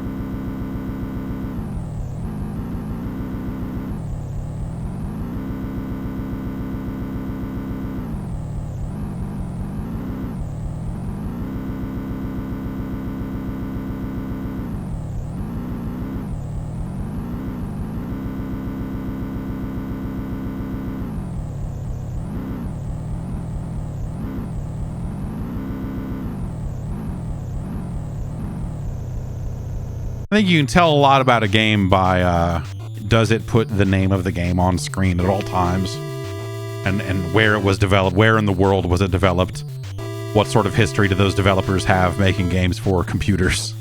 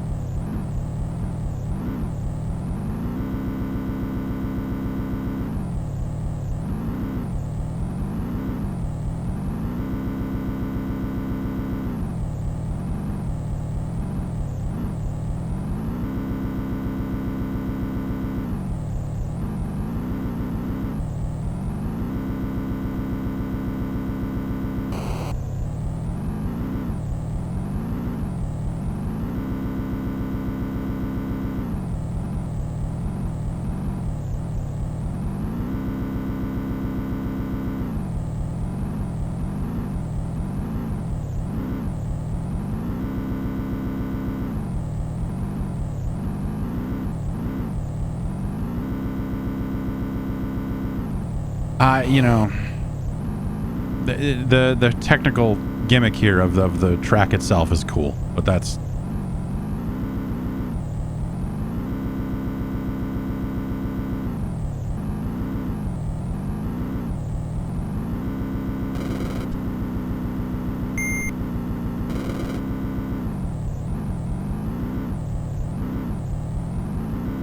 I'm still in 7th place. So I guess they just assumed that everyone else pits. Did I not get any? Wait.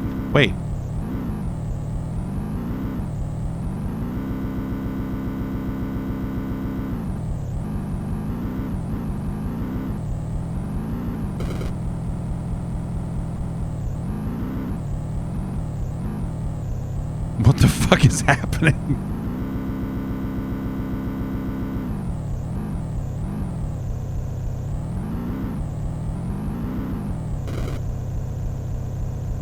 I'm holding the brake the whole time I'm going through there.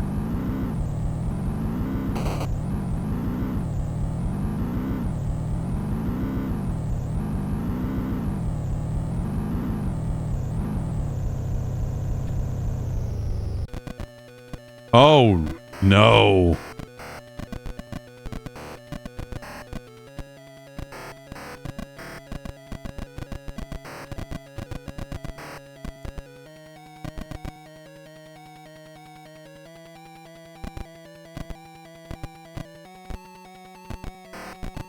Why won't he walk down? Why doesn't this guy walk down?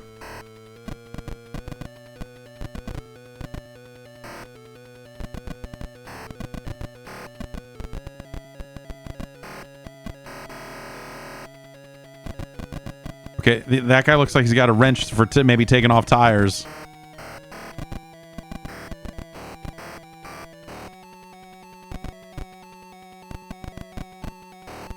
He can't walk down. I can change guys. This is, you know, that's obviously the gas guy.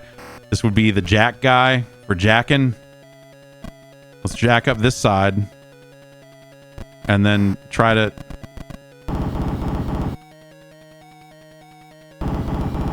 Okay.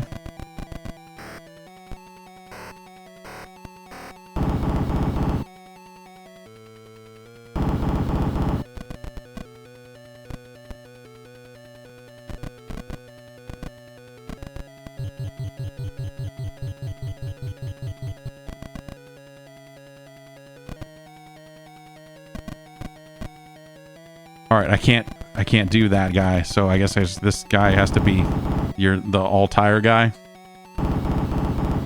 Maybe he doesn't need anything because he's the...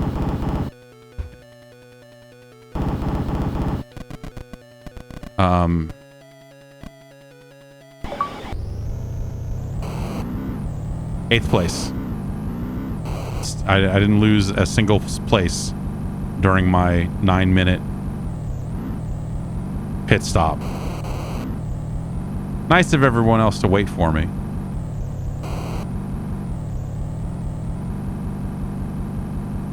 This video game is fake. This is a fake video game.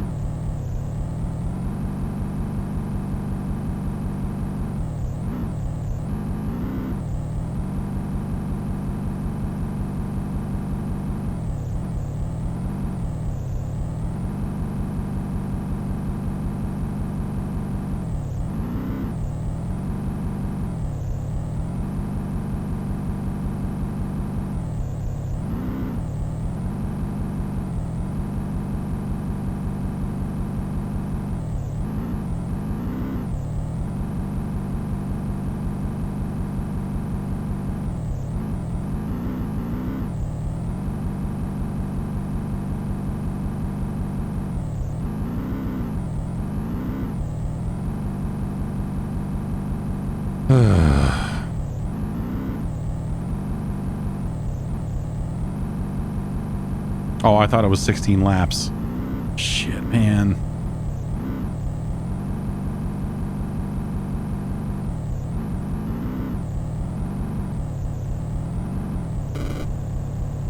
Cool.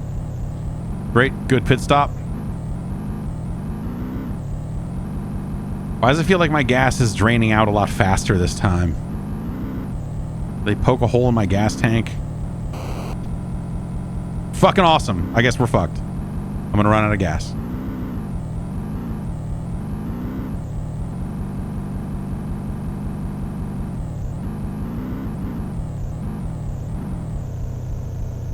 Cool video game. Try, buddy. Yeah, nice try, buddy. Get fucked. Fuck this thing.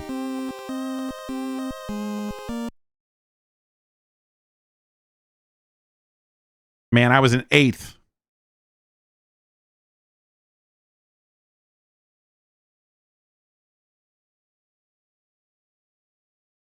Instead, Brian Toomer is kicking my ass. Let alone Ray Sunbeam. Fucking Rowdy Burns.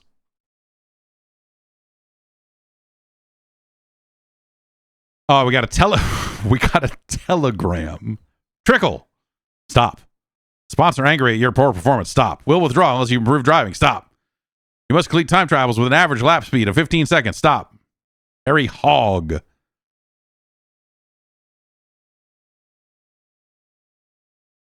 Send me a fax next time. Well, this is it, Trickle. You'll just have to do well in this time trial or lose your sponsorship.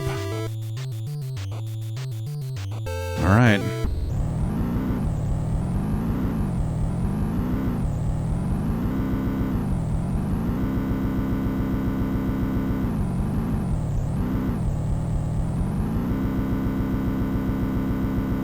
There, I beat it. Didn't have to beat 15 seconds. We did it.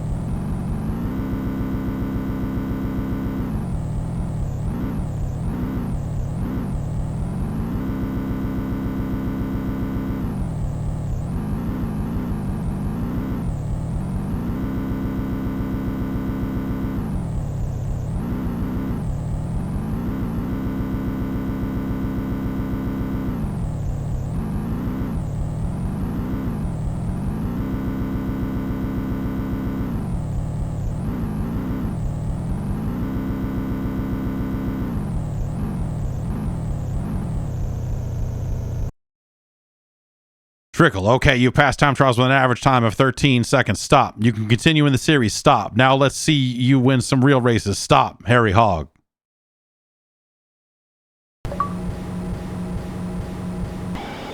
Oh, we got the Mac Tools sponsorship. That's a big deal.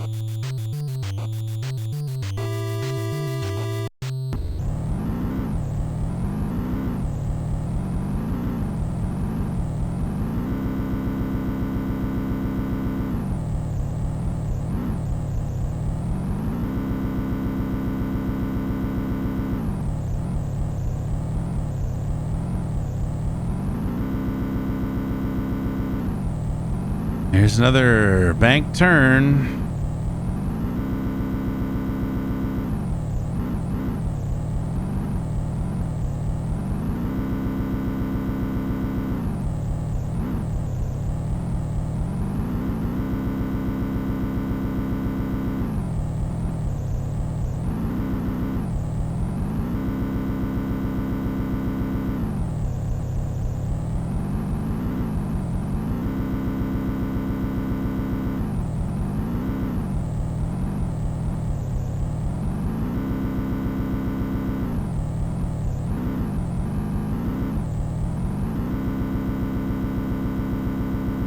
I gotta close this window.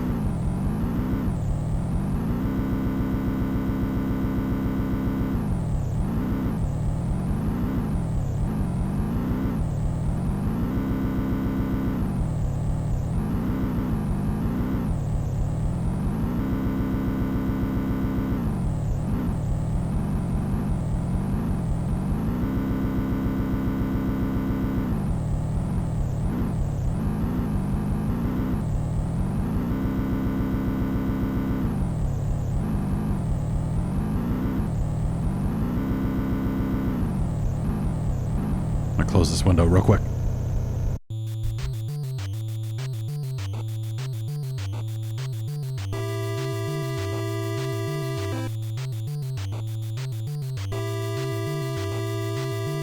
Okay.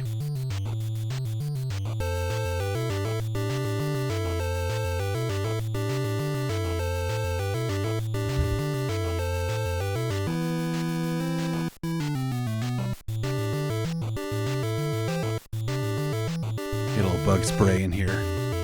It's nice. It's healthy for the lungs. It's good for you. All right, Talladega.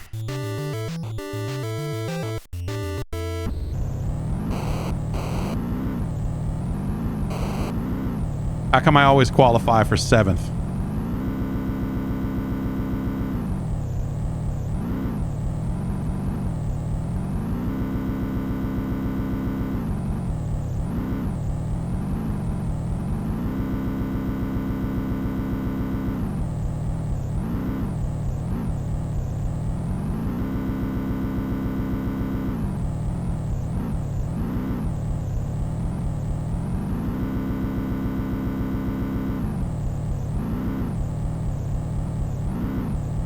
Like, I don't feel like I'm close enough to draft, you know, on the next car. If that even is a real mechanic in this game.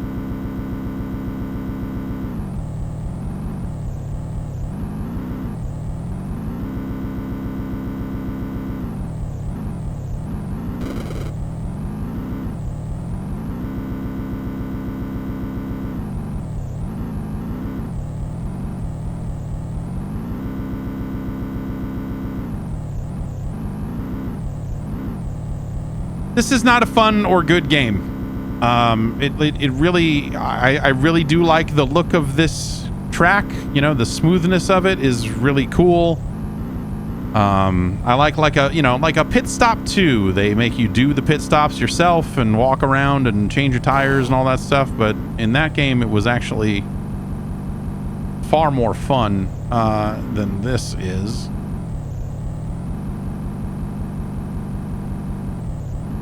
I should probably start trying to pit because of how long it takes me to figure out how to pit, huh?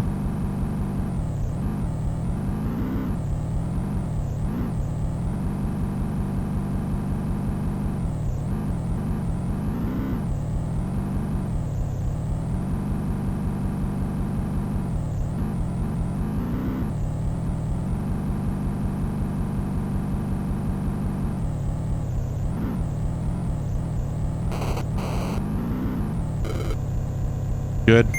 Nailed it.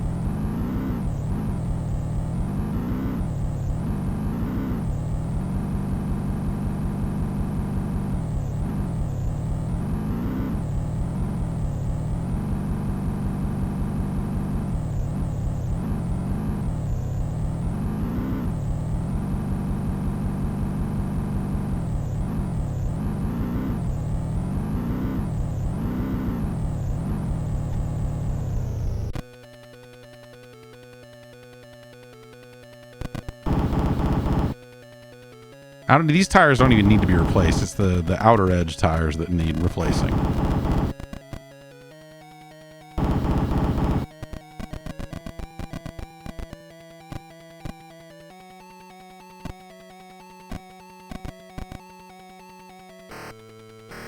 Jack the car up, asshole!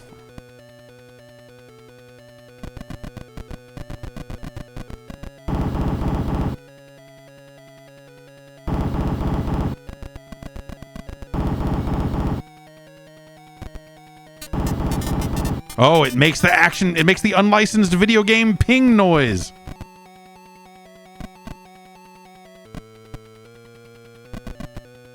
Oh, can't put gas in it while it's jacked up.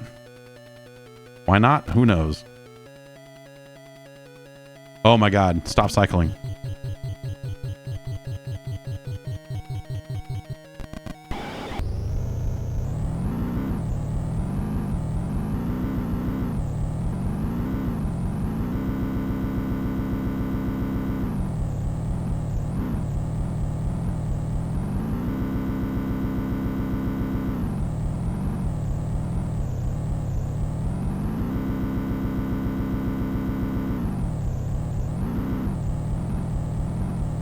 Now I'm in 8th place and I see no other cars.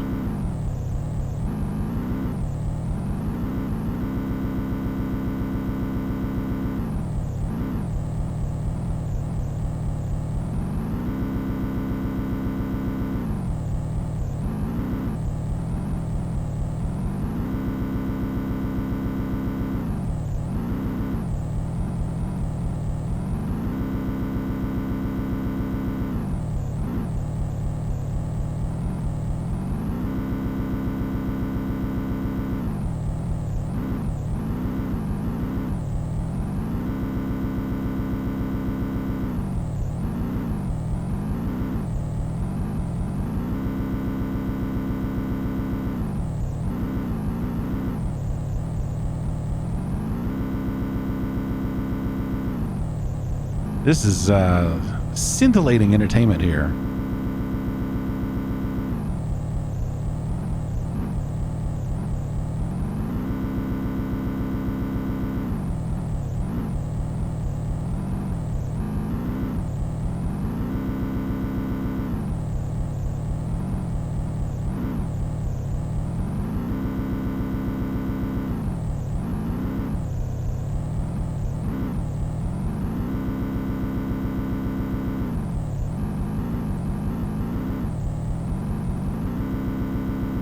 Did all the other racers die? Did the rapture happen?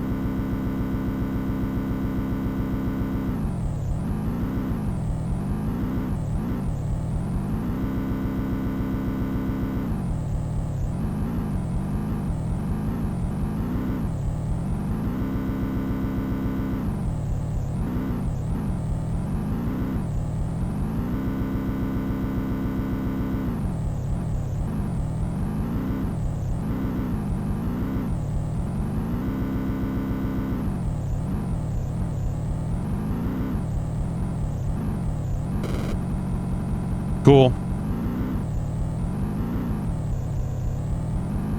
Hey, there's another car. Oh, I'm still in 8th. Have I been lapped in the pits?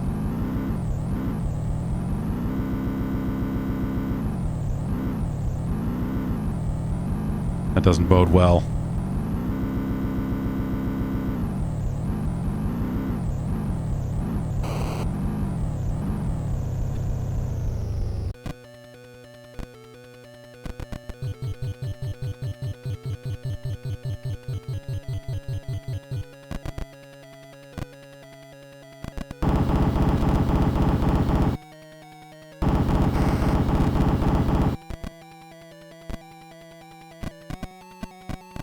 Nope, it's got to be the guy here.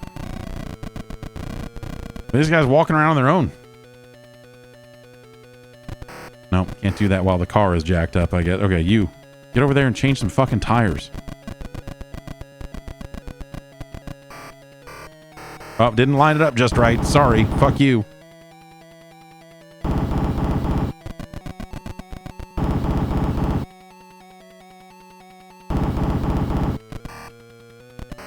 Okay. Oh, get out from...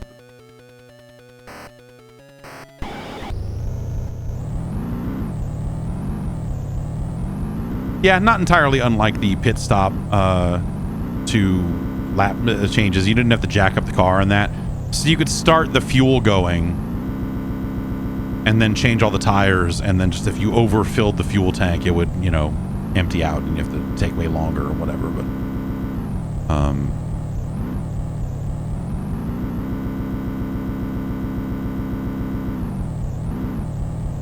it's the final lap.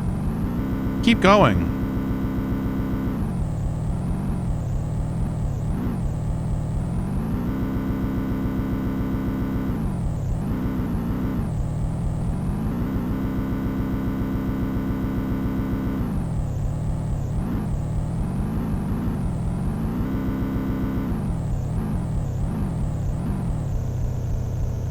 Nice try, buddy.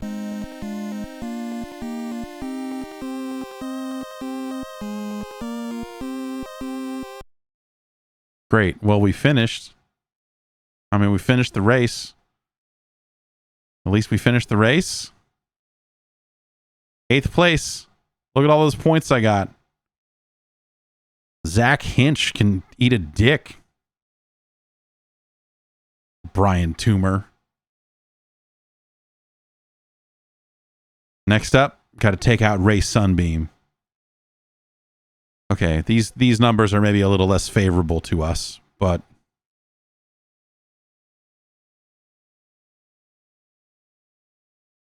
I gotta do the time trials again. How about instead we stop playing this fucking miserable shit factory?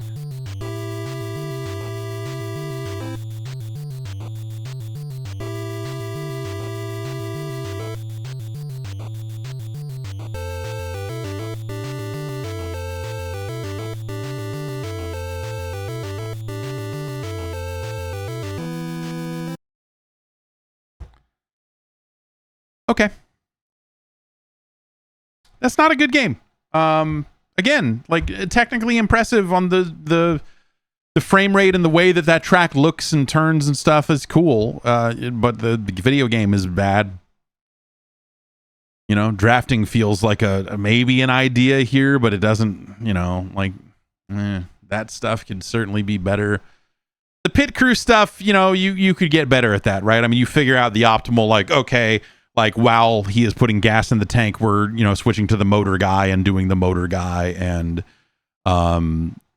then we're jacking up and doing tires or, you know, whatever. And it, you know, you could get better at that, I'm sure.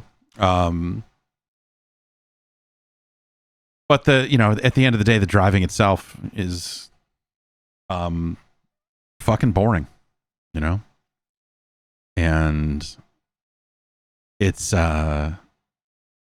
disappointing. I don't know, you know, like you wish it was better because, you know, again, I think there's some aspects of that are interesting to look at for sure. You know, what they do with the way the track looks and everything, and, you know, there's something to this, but it doesn't, you know, it's no fun. It's no ski or die. It's certainly no world champ. You'd be better off with a copy of the Flintstones, The Rescue of Dino and Hoppy. Wizards and Warriors 2 is a better game. Anyone would much rather play Yo Noid. It's no Puss in Boots, Perro's Great Adventure. You'd be better off with a copy of Renegade. Dr. Jekyll and Mr. Hyde is a superior product.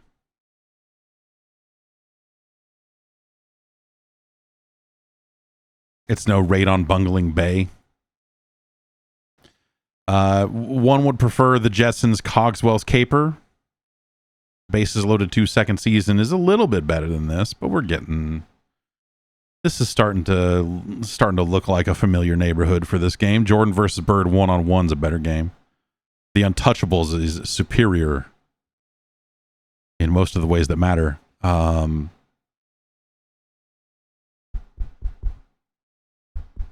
Is that the fan? Yeah, the vent.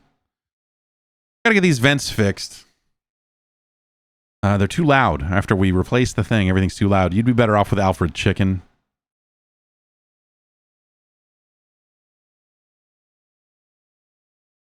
Heavy Shreddin's a better game.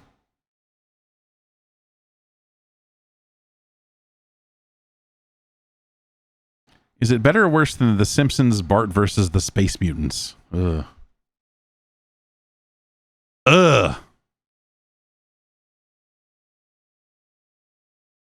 Bart versus the Space Mutants is a truly dreadful product. It is some straight trash. But at least it's got more going for it than, you know, all these left turns. That's a little bit better than that. You'd be better off with a copy of The Predator.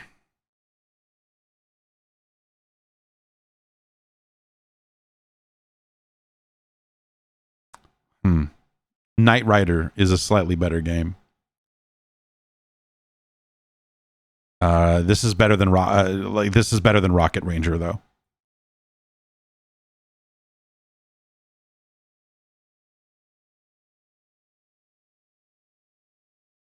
Days of Thunder is not as good as Indiana Jones and the Last Crusade, the Ubisoft one. It's our new number 488.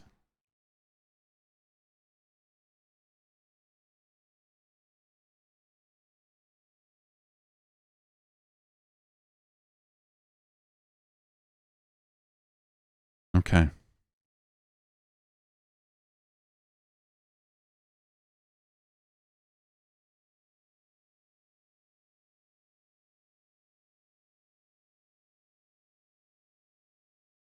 And there you have it. Days of Thunder. You know, for a licensed game, it could be worse. It could be significantly worse. at least it has the tech demo-ish kind of aspect to it, you know? Like without that, it would truly have nothing, you know? Without that, we'd be down here in sub George Foreman's KO boxing territory, probably. We'd be looking at dudes with attitude a different way. All right. Next up, Raymond wanted to see this one. All right. This is... Sometimes you just see a game that you're like, I'm not convinced that this is a real thing. Wait, is this not a real thing?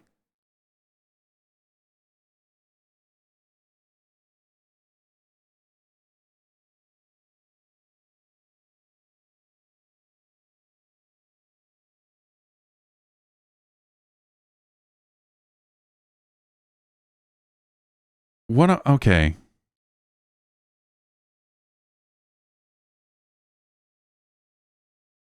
Hang on, I gotta check the directory of files here.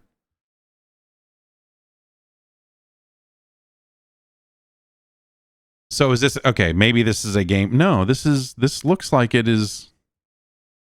This looks like a real video game.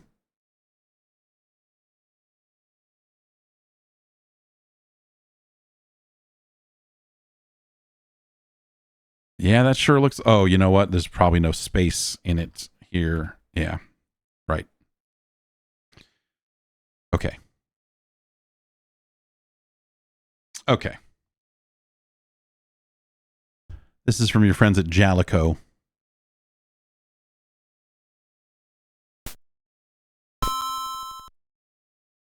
It's MetalMech, Man and Machine.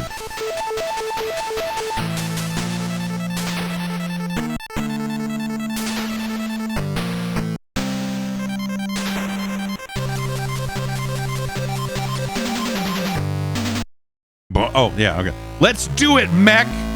Let's do it, mech! Let's do it, mech. But this is still the demo. I'm not playing. Unless it... Oh, no! No. Okay, alright. Looks like it's running real good. I hit the start button and everything freaked out. Let's do it, mech! Okay.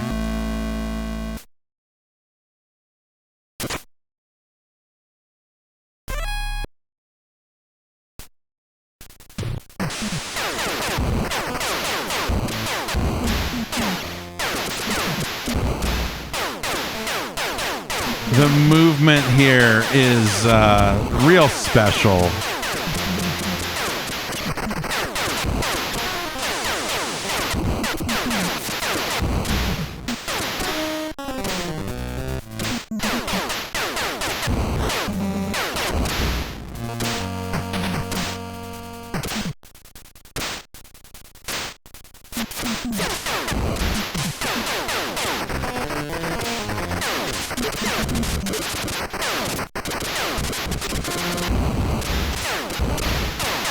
Here at the Organ Bank, because it's the future. What is this dog? Oh, here at the breakdancing studio.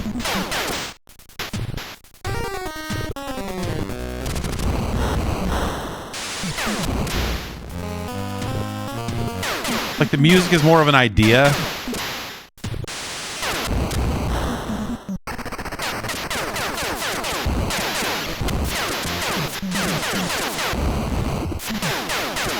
Can I jump out of the mech like it was Blaster Master? Because these ladders are here.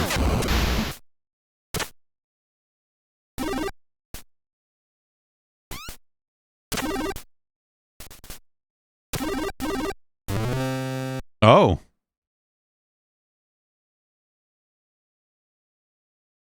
Okay. No, no.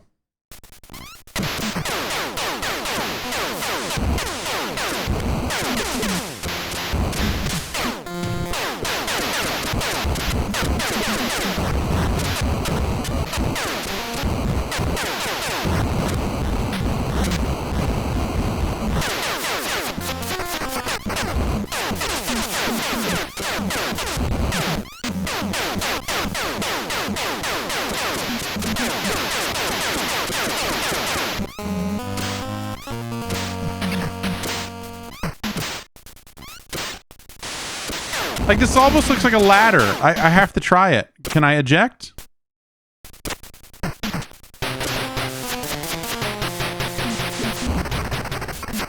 Oh, this is not better. Okay, even if I crouch jump, he still jumps forward when you hit the button.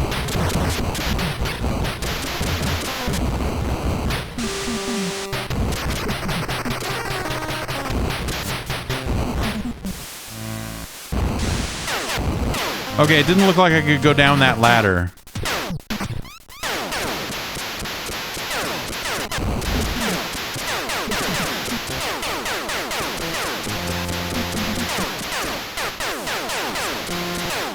But I must be able to, right? I mean, unless this is the... Whoa, turn around. What are you doing? Unless this is the end of the level?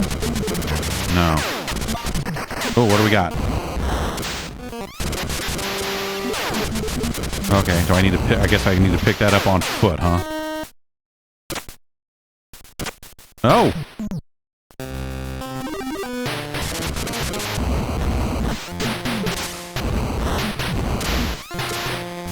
I can climb up this tree. What the fuck? There.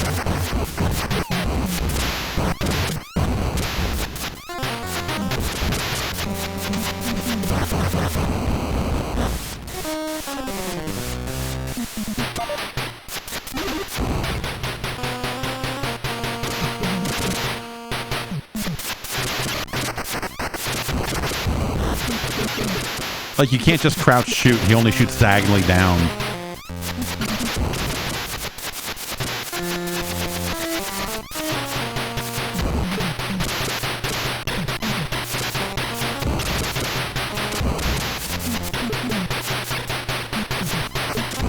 This is,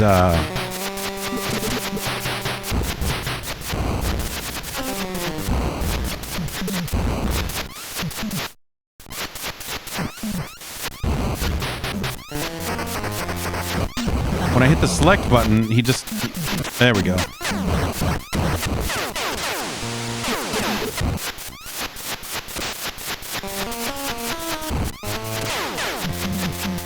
Dude, what is...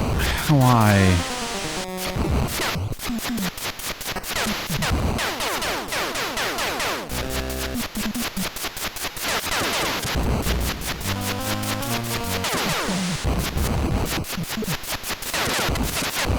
Okay, so I guess I need to get out of the mech and find stuff, huh? And we haven't done that, so we're here. We made it.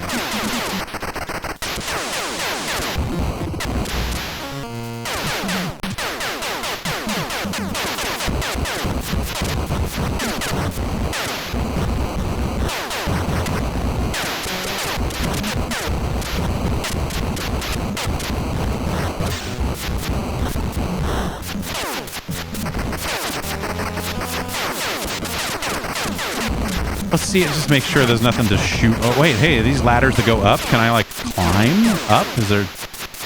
Alright.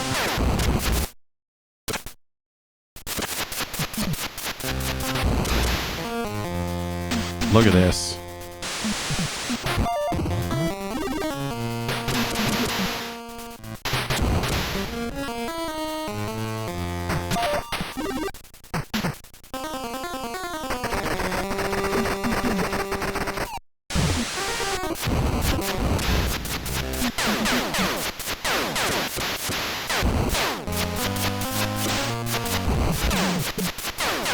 I don't feel good.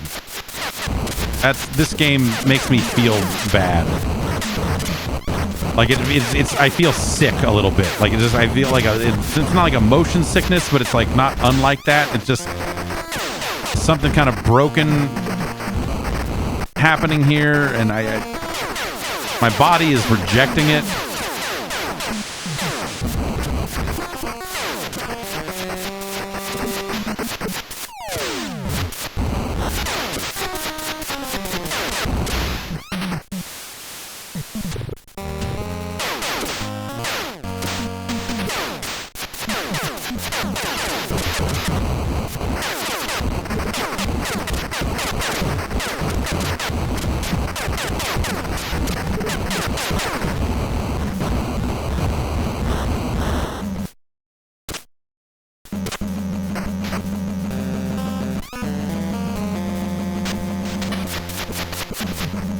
Well, at least it doesn't seem like there's any fall damage.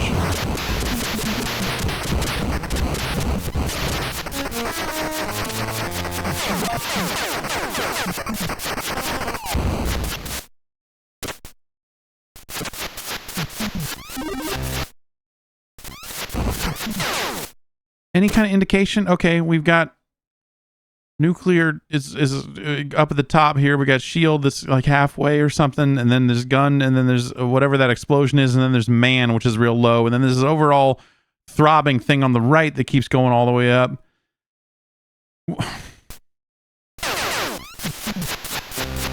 I'm guessing I need to go back and go underground some more and find some items, or maybe I need to hit that thing, whatever that is down there.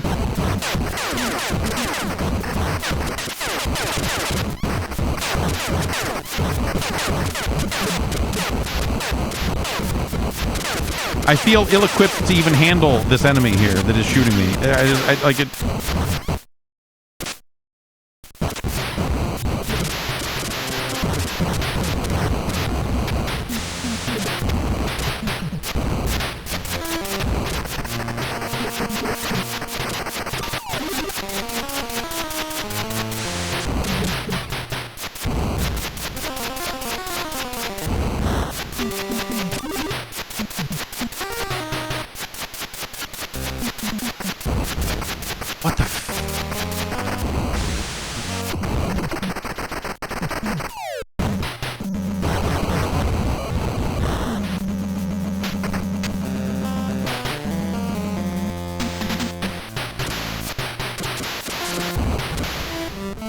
Okay, let's go back some more.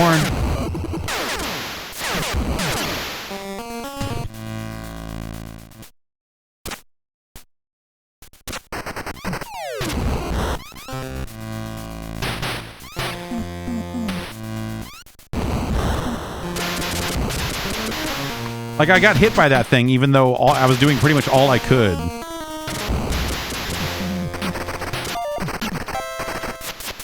We got that, whatever that is.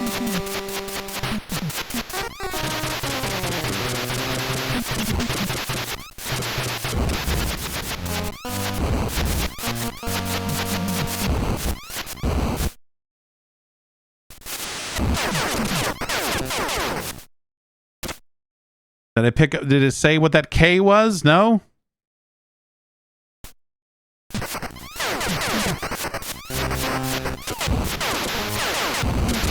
Okay, there's another one of these things like I got underground. So maybe if I eject here and shoot this. Nope. This one doesn't do anything.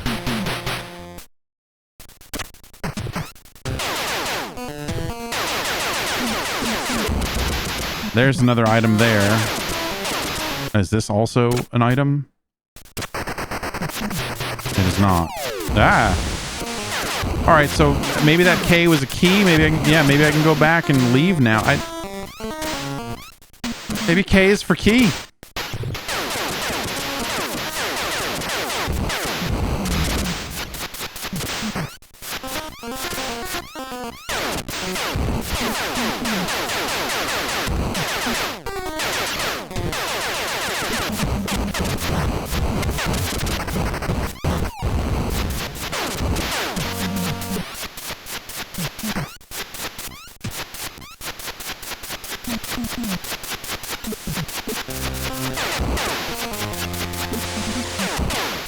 Dude, this is really,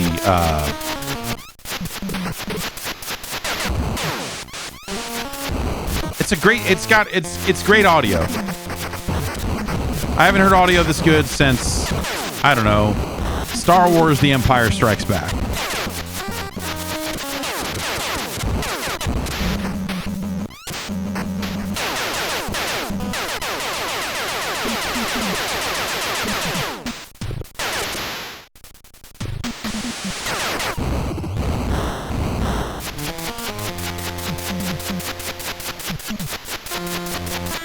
What do we think?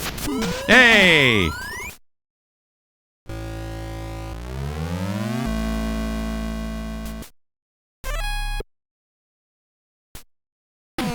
Oh, I thought I was going to say, let's go mech again. I was getting excited. No, instead we're right back at it into this awesome video game.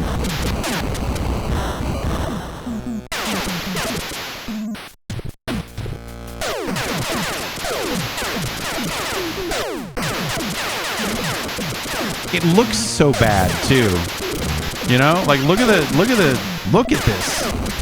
Look at these backgrounds and stuff. Look at how grimy they are.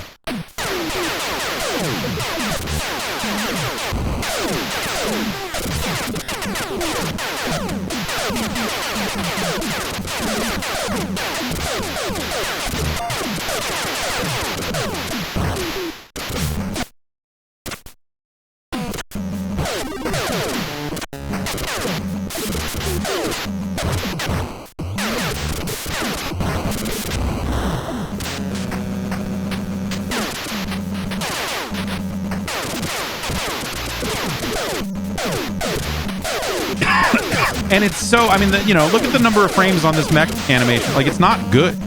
None of this plays well. None of this is like, ah, well, at least the control's good.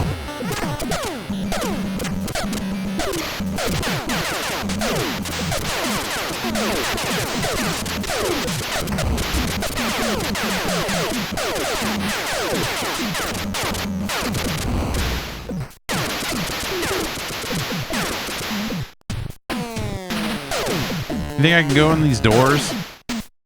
I'm guessing no.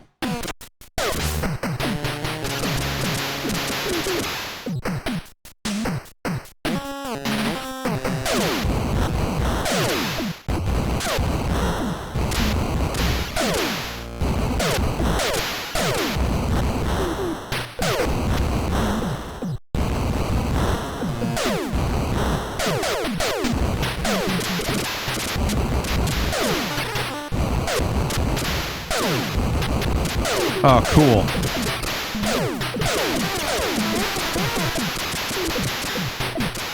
It's funny, your weapon feels much more effective on foot than the stupid mech thing.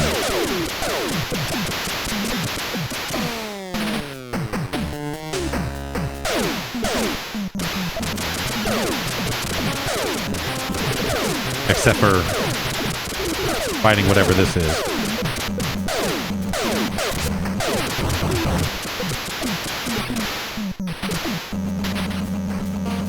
Oh my god. What? Oh.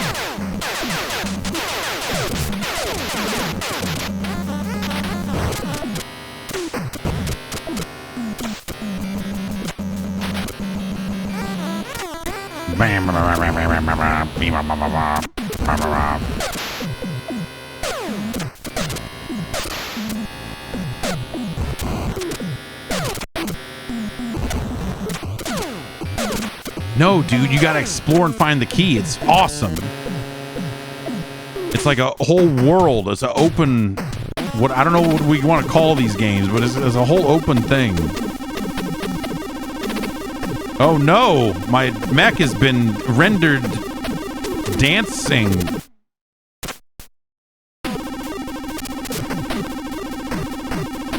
And now I must free it, but I'm guessing like...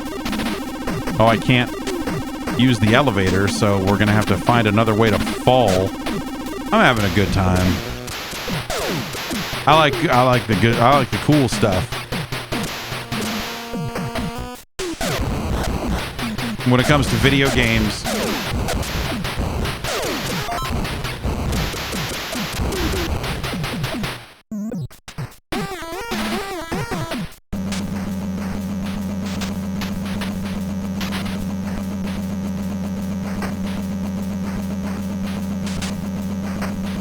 it's funny, the thing is gone. The thing that I went all that way to try to like get. Like, oh, I gotta stop this thing from killing my robot. It's just not there anymore. It's just not there anymore.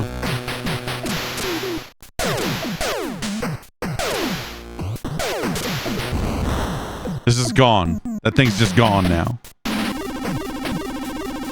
Oh, is it back again? Because... Oh, okay.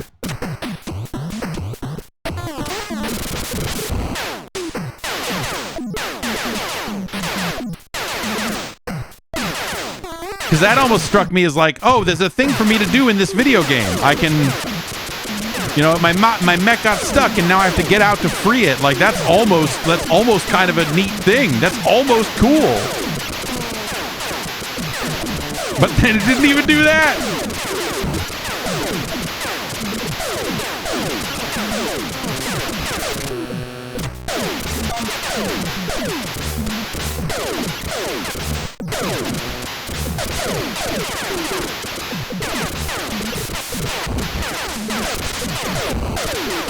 Listen to this. Listen to this video game. Listen, use your ears and listen to this.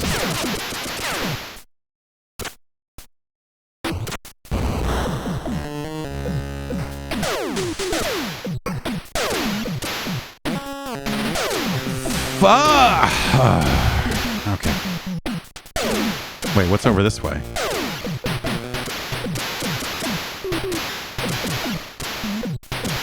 Nothing. That's awesome. Sweet, dude. Oh, God. I've been destroyed.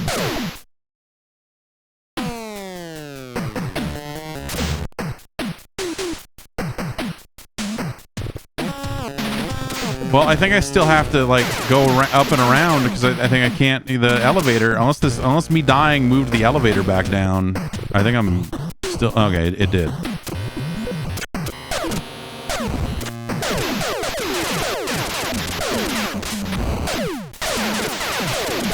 You know, and you can stomp on stuff.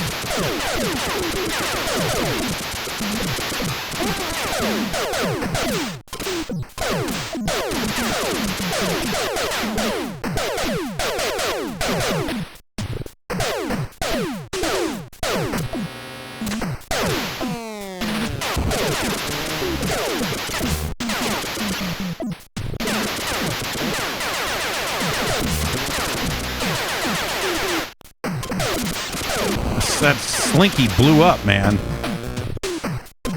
Ah.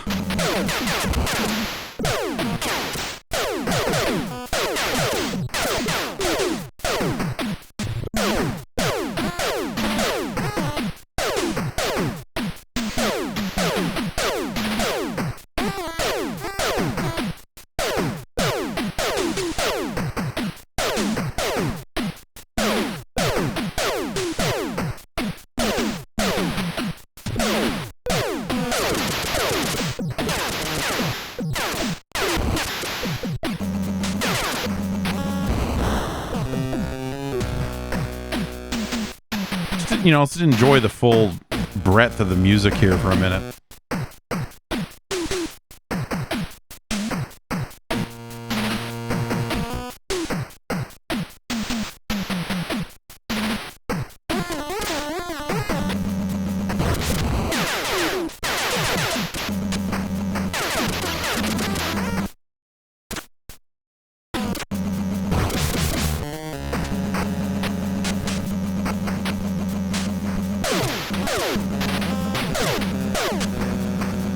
Oh, man. So I guess like if you lose your mech, you got to really go, you know, if you fall like that, you really need to go all the way up and around and back down. And but I don't think the human can, I don't think the human can move the elevator. So I don't know what I'm supposed to do. At least I found the bathroom for all the other humans that are here. Oh, cool.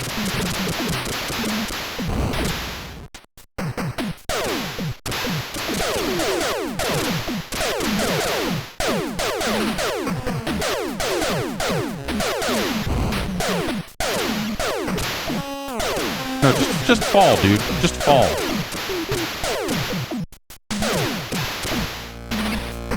Oh, okay, you can. Good news, everyone. I can get the mech back. Oh.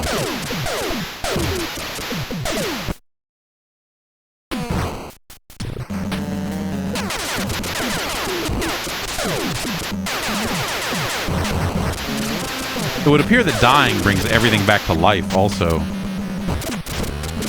Which is cool. This is a cool game. Look at that mech. It's like Ed 209, but you're inside it. How could you not like that? That's what's not to like about this. What's not to like about this sick-ass video game? I got a glowing thing. We got this elevator. It can take us up. It can take us down. You know, this is video games.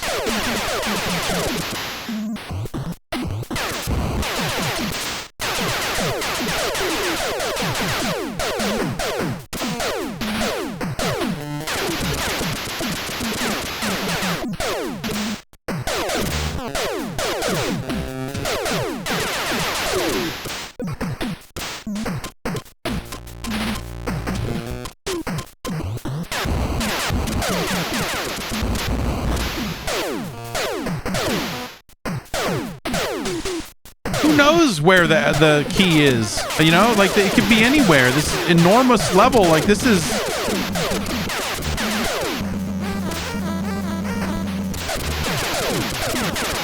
Ah, we fell. Oh no! Now what? There's so many things happening. You know, I think that, you know, other video games have maybe like a fifth of the things happening in them that this one does, and well. That's worth something.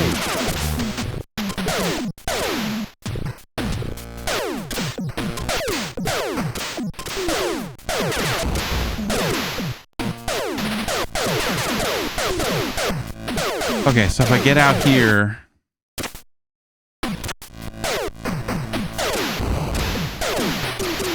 and like my mech, I don't know if it's still. Oh, I can't jump over that. That's cool. That's cool because I like video games, so I think that's I like it when. Oh yeah, no, it looks like we can't jump over that to get back to the elevator. So, so instead, maybe this will go up. No, this just goes right here and then nowhere else.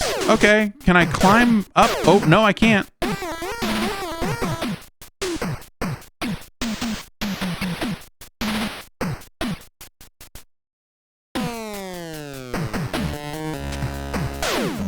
I mean, there's a little man-sized, you know, section here. Maybe this will be maybe there'll be something fun down here to do.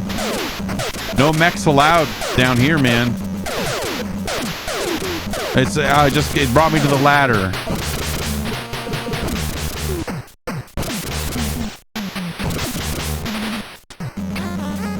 I hit select to get back in the mech, and because it wants to stand a certain distance away, he instead falls off of that ladder.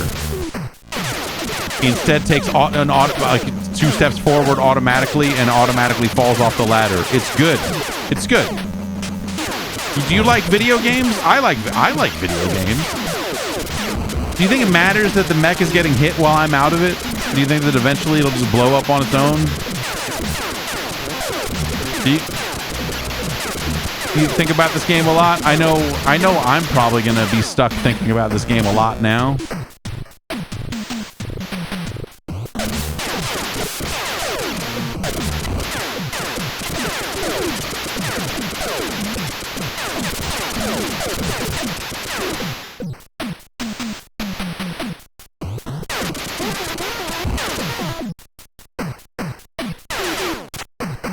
Oh, if I just hit select and A, he'll jump right out. I have to go to the menu. Shortcuts, man? Way ahead of its time. Way ahead of its time. That's huge.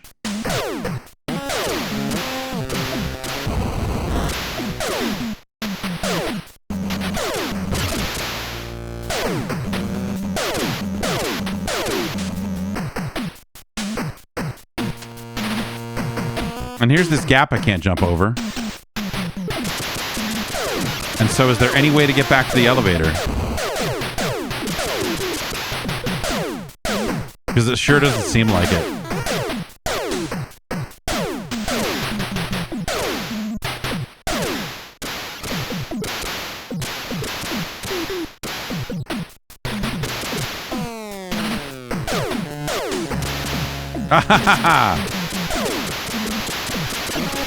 Devious. This game is full of trickery. There's a lot going on. There's a lot going on here.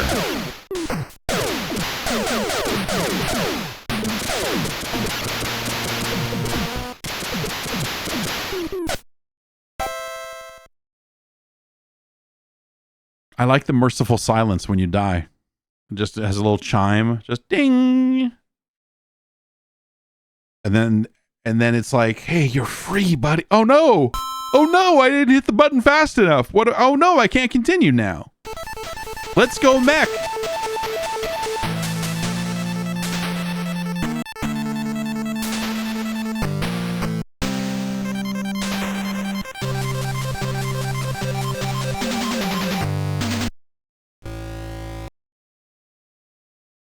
In the year 2025, a mechanical alien presence mysteriously appears on Earth. They are called MetalMechs. At first, there was little fear, but as time passed, it became clear that their presence was a menacing one. The MetalMechs, an amazing array of half-alien, half-mechanical creatures with awesome firepower, suddenly went on the attack. Humans had to retreat into the cities and relinquish the wilder and less populated areas to MetalMech control. Before long, the cities came under attack as well. It became clear that if nothing were done, the entire human race would soon be extinct.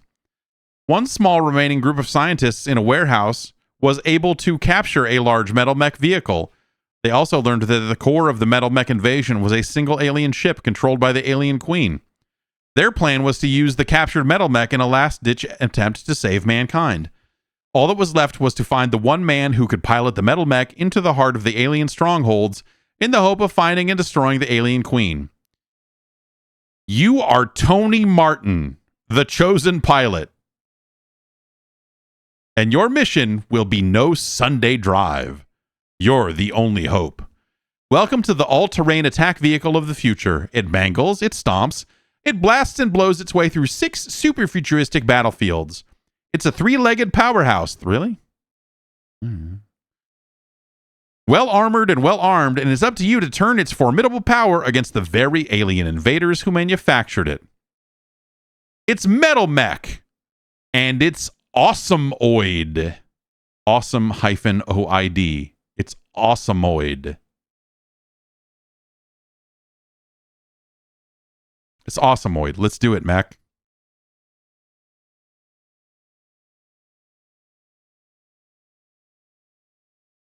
It's awesomeoid. It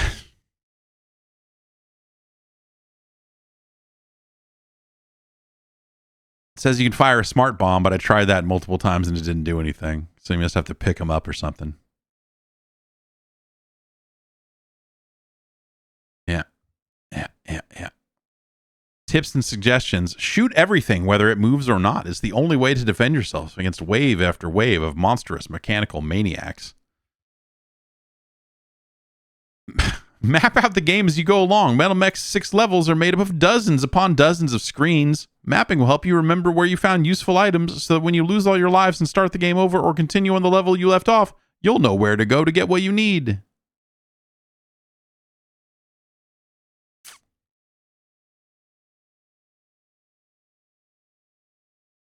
Awesomeoid. Awesome. Oid.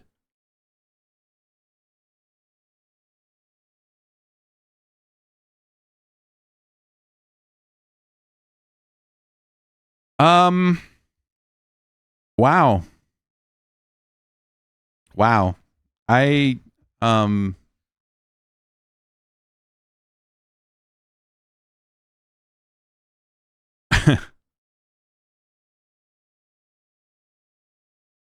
That's not a good game. I don't think MetalMech Man and Machine is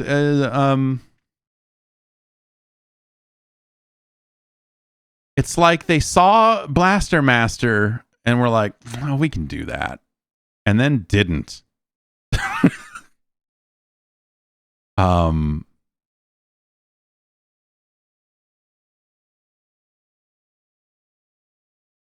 Beam Software made that, I guess, for Jalico.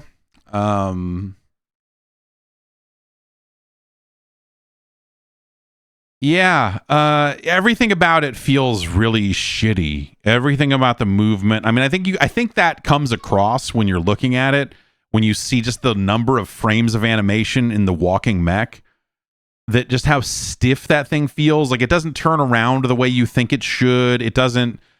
Oh, this was sculptured? Okay. Sorry. This was sculptured. Beam did Days of Thunder.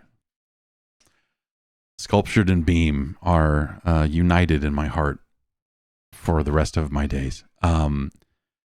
Aiming feels really terrible. The mech can't, you cannot crouch and shoot forward. And so it's almost like they're like, oh, you should pop out of your mech to shoot these guys when you're on foot, or you just jump on them, is kind of the other option there, I suppose. But it's a lot of it's a mess. It's like the background tile set and all of that other stuff is such a fucking mess that it's just hard to make out what's happening. It's hard to get a sense of like, okay, here's what's what in this game. And can I pick this up in the mech? No, I got to be on foot to pick this up, but I don't need to be out. So you just pop out, grab it, hop back in, kind of shitty little moments like that just kind of get in your way on top of everything else. The on-foot controls are better than the mech. I mean, I'll give them that. Like you can move a little bit better there. But the jump is not good. Like especially level 2 here, where you're opening up these. Oh man, my productivity drink must be wearing off.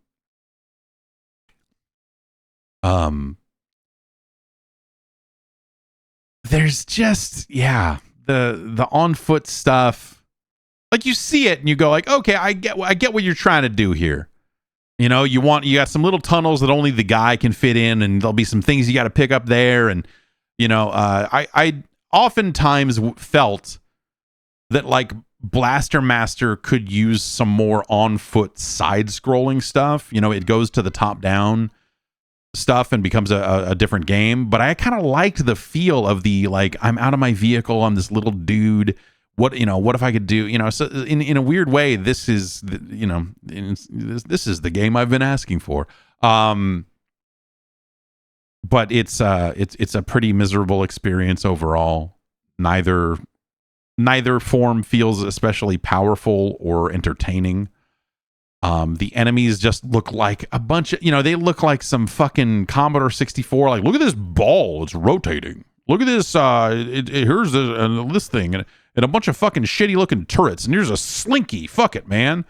Like, it's just got that kind of random look at this trash sort of thing going on with some of its enemy design.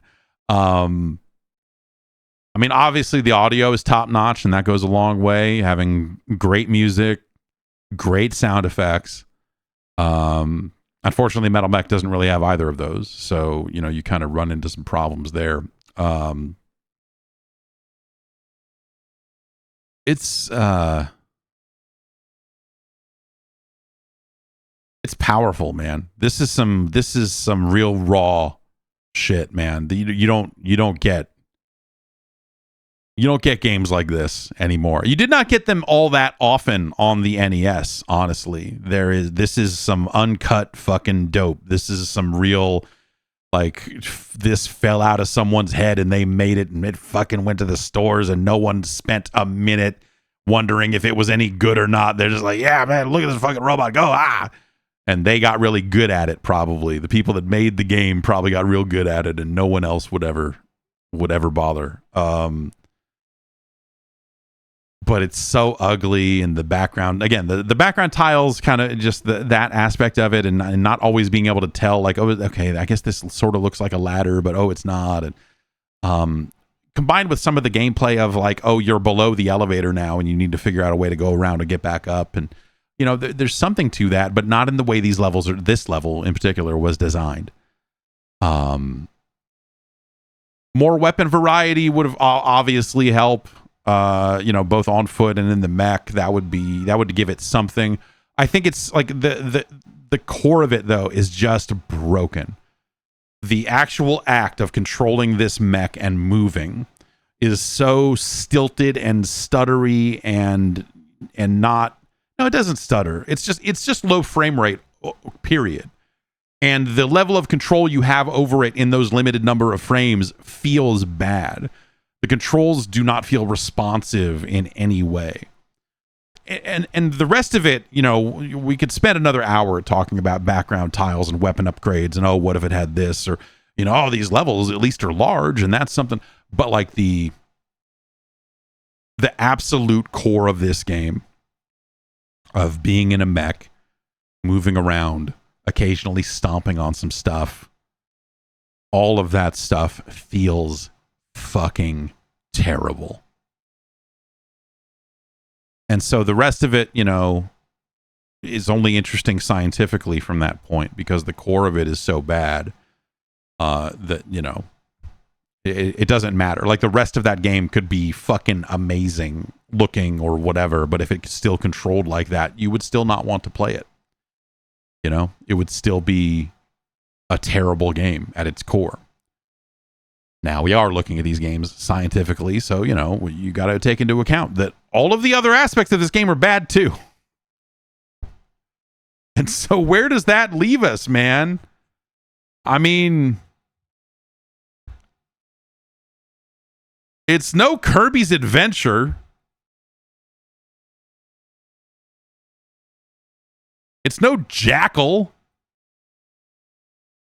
I saw a video the other day, and it was just like, it was, you know, it got recommended to me on YouTube, I think is what it was, but, or maybe it was a anyway, it was, you know, it was a TikTok video, and the core conceit of it is they were trying to present this like controversial, like, it's the game that Nintendo buried. They didn't want you to see it because it was better than Zelda. It's Crystallis, and try to present Crystallis as if it is this completely, that it was always this completely under the radar game and not like a kind of big deal when it came out. It was presented, it was, you know, like, you saw it in magazines. It was, you know, like, Nintendo covered it. It was, you know, at the time it was thought of as kind of a big deal. You know, maybe it has fallen away in the years since, where people don't think about it as much anymore, but they even ported it to Game Boy Color and did like that game got coverage. Awareness on that game seemed absolutely fine when it came out. And so all these years later, seeing someone try to present it as like, Nintendo didn't want you to play it. Like, no, dude, that's not, you're fucking lying. You're telling fucking web fibs, if you will, about the place of Crystallis in the history of video games. Like, don't, like, it's just fucked. And there's no one no one is left. There are so few people left that can, like, look at that shit and go, no, you're fucking, that's not how it went at all. But I'm here to tell you, that's not how it went at all.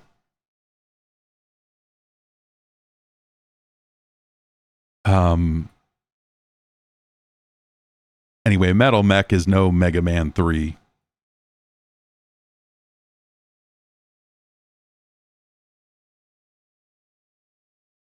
It's no Balloon Fight. It's no Guerrilla War.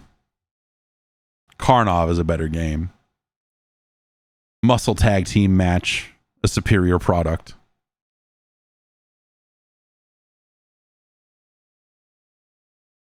You'd be better off with Silkworm. Die Hard has, you know, I think Die Hard has better and more interesting ambition than MetalMech has. I think, you know, the idea of these large levels and you kind of explore. You know, that if you had to pin down one thing about MetalMech and go, about it, then I think, you know, you could say that, like, well, these levels are really large and open, and you're kind of just set out in them. And at the time, that was not a very widespread game design idea, you know. I think Die Hard is more interesting in just about every way. Tiny Toon Adventures is a better game. MC Kids. Download my mixtape. Download my mixtape. It's for kids only. I'm MC Kids. Get my mixtape. It's the number 4. Kids with a Z. ONLEE. For kids only. It's on Dat Piff. I love them kids. No, MC Kids. You cannot say that. All right, then fuck them kids. No, do not say that either. It's better than, Hoops is a better game. You would be better off with a copy of Burger Time. NES Play Action Football is better than MetalMech. You'd be better off with a copy of Danny Sullivan's Indie Heat for sure.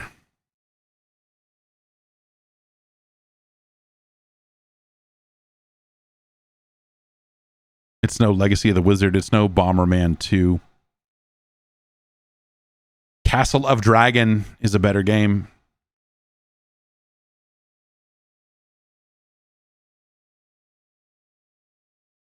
I would rather play Gumshoe 10 times through than touch MetalMech again. But joke's on you. I love Gumshoe. It's not true. I love Gumshoe, but going back to play Gumshoe, both for ranking on this list and then also playing it, it's I'm willing to admit now that Gumshoe might not be a great video game. I love it conceptually. Breakthrough is a better game. This port of Afterburner is certainly better. You're better off with a copy of Ikari Warriors 2 Victory Road. Like if it had voice, if it said, "Let's go, Mac," at the beginning of the game or something like that, maybe that would help, but Stanley, The Search for Dr. Livingston is a better game. Platoon is, of course, a better game. Any normal person would much rather play the Bugs Bunny Birthday Blowout. Roller Games is better. Ikari 3 The Rescue is better. Kid Cool and the Quest for the 7 Wonder Herbs is a better game. The Pradicus Conflict is certainly better. You'd be better off with a copy of fucking John Elway's Quarterback, for Christ's sake. Mystery Quest is better. Time Lord is better. Snoopy's Silly Sports Spectacular is a better game. Days of Thunder is a better game. Chiller is certainly better. The Blues Brothers is a more responsive video game. But is it better? It's better. It's better. It's cleaner looking. Like it Blues Brothers is a better game in damn near every single fucking way. I love the Blues Brothers compared to MetalMech. I love it. I would play it right now. Athena is far better. Wolverine is a better game.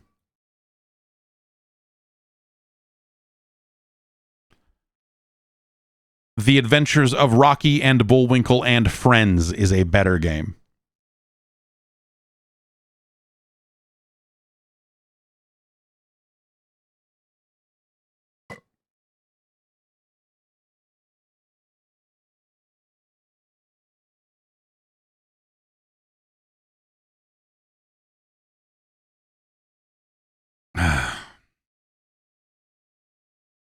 Is it better or worse than Castle of Deceit?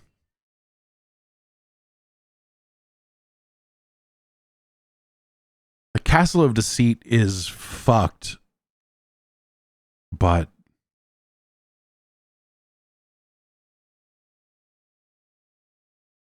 at least you kind of know sort of what you're doing.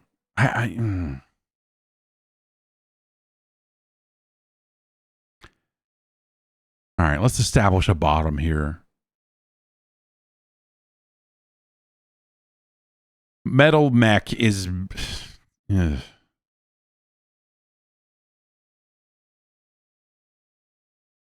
MetalMech is better than Operation Secret Storm. It is worse than Pesterminator, the Western Exterminator.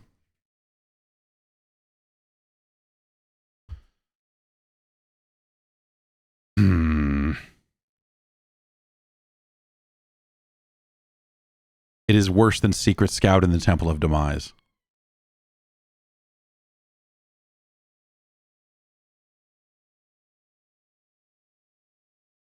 It's better than Operation Secret Storm.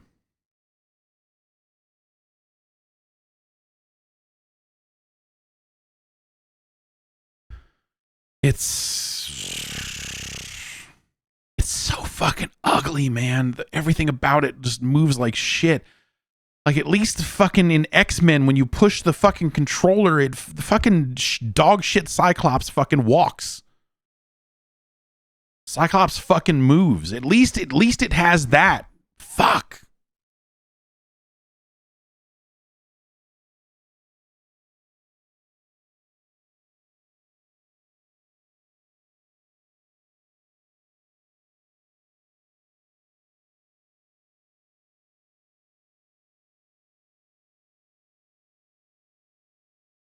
But X-Men is structurally incomprehensible. I don't know that I agree with that. You have to get you have to get the key and get to the end of the level in X-Men. Sort of like a game I like to call MetalMech, Man and Machine. You can complete X-Men. Just don't.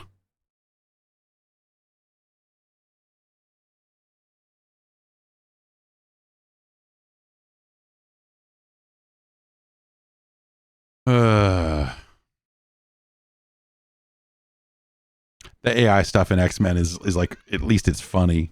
It's terrible. It's fucking terrible. But at least it's like hilarious how bad that thing is. This is better than X-Men, but just fucking Castle of Deceit's a better game. This is our new 535. You would be better off with a copy of Castle of Deceit.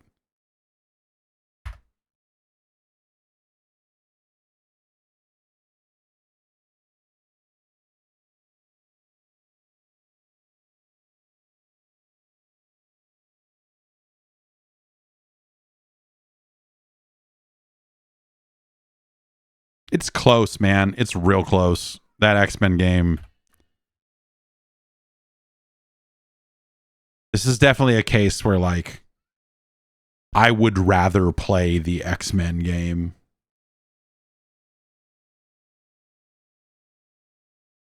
But for as bad as MetalMech controls, like, there is some semblance of, you don't have to deal with the fucking fucked up AI and ugh. Disgusting. Disgusting. Thanks to Raymond for recommending MetalMech. Holy shit. Interesting list of games today. Of course, Barker Bill's Trick Shooting, a first-party game, but certainly not a good one. Rollerblade Racer is like, that to me is that's some high comedy right there. The way that they have written in all the like, rollerblading is still fun. You should keep at it, even though you fucking lost.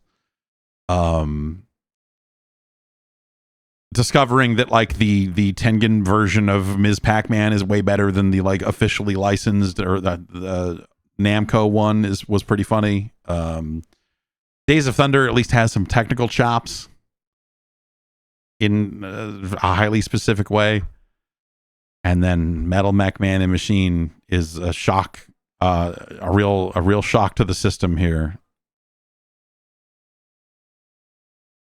Most of these games were games I had never seen before. I probably saw at least one of those Ms. Pac-Mans prior to this, but with the possible exception of Barker Bill's Trick Shooting, which I don't think I've played prior to today. Yeah, I don't think I've played that prior. I don't think I've ever played that before. So I'm pretty sure this was, other than maybe seeing Ms. Pac-Man once or twice or something,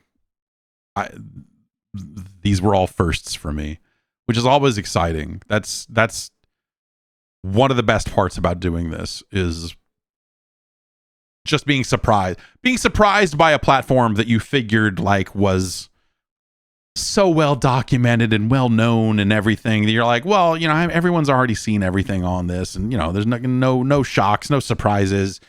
You know, it's already, everyone's already determined. Like, no, I feel like I'm unearthing and learning new things about this platform, and there are a lot of fucking bad games on the Nintendo, dog.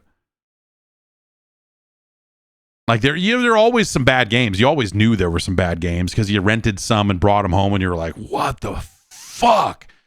You know, I had it. I think I still have a copy of Chiller here. I owned Chiller. But like the pit is so deep, dude. It is so much deeper than I would have thought. And all of these unlicensed games and everything else that, you know, that we're seeing here at the, you know, at or near the bottom is really, you know, shocking. You know, there was a time when it was hard to imagine a game being worse than Athena. And now, man, I'm ready to fucking pull out Athena and have a great time with it. I'll get the big, long, weird sword. I'll get the helmet and the shield and the boots, and I'll just have me a great time.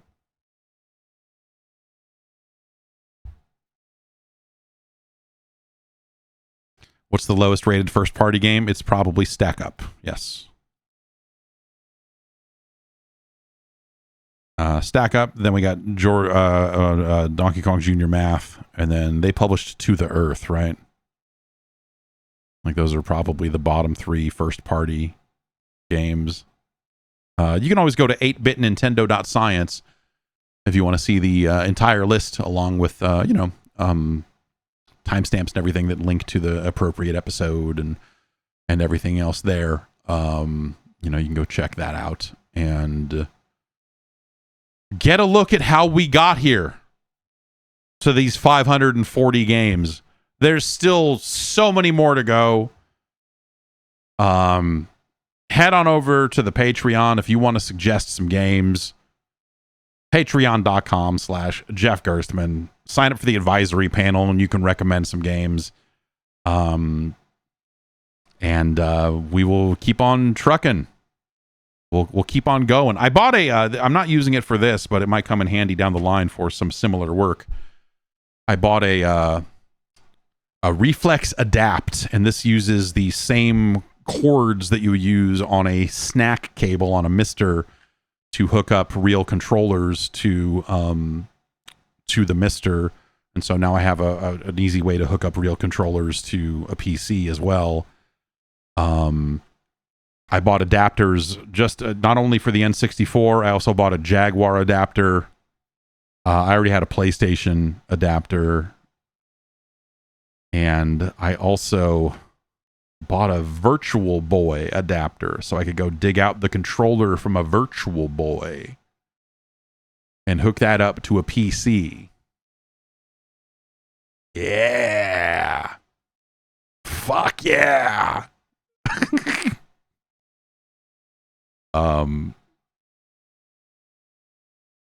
It's a pretty cool device.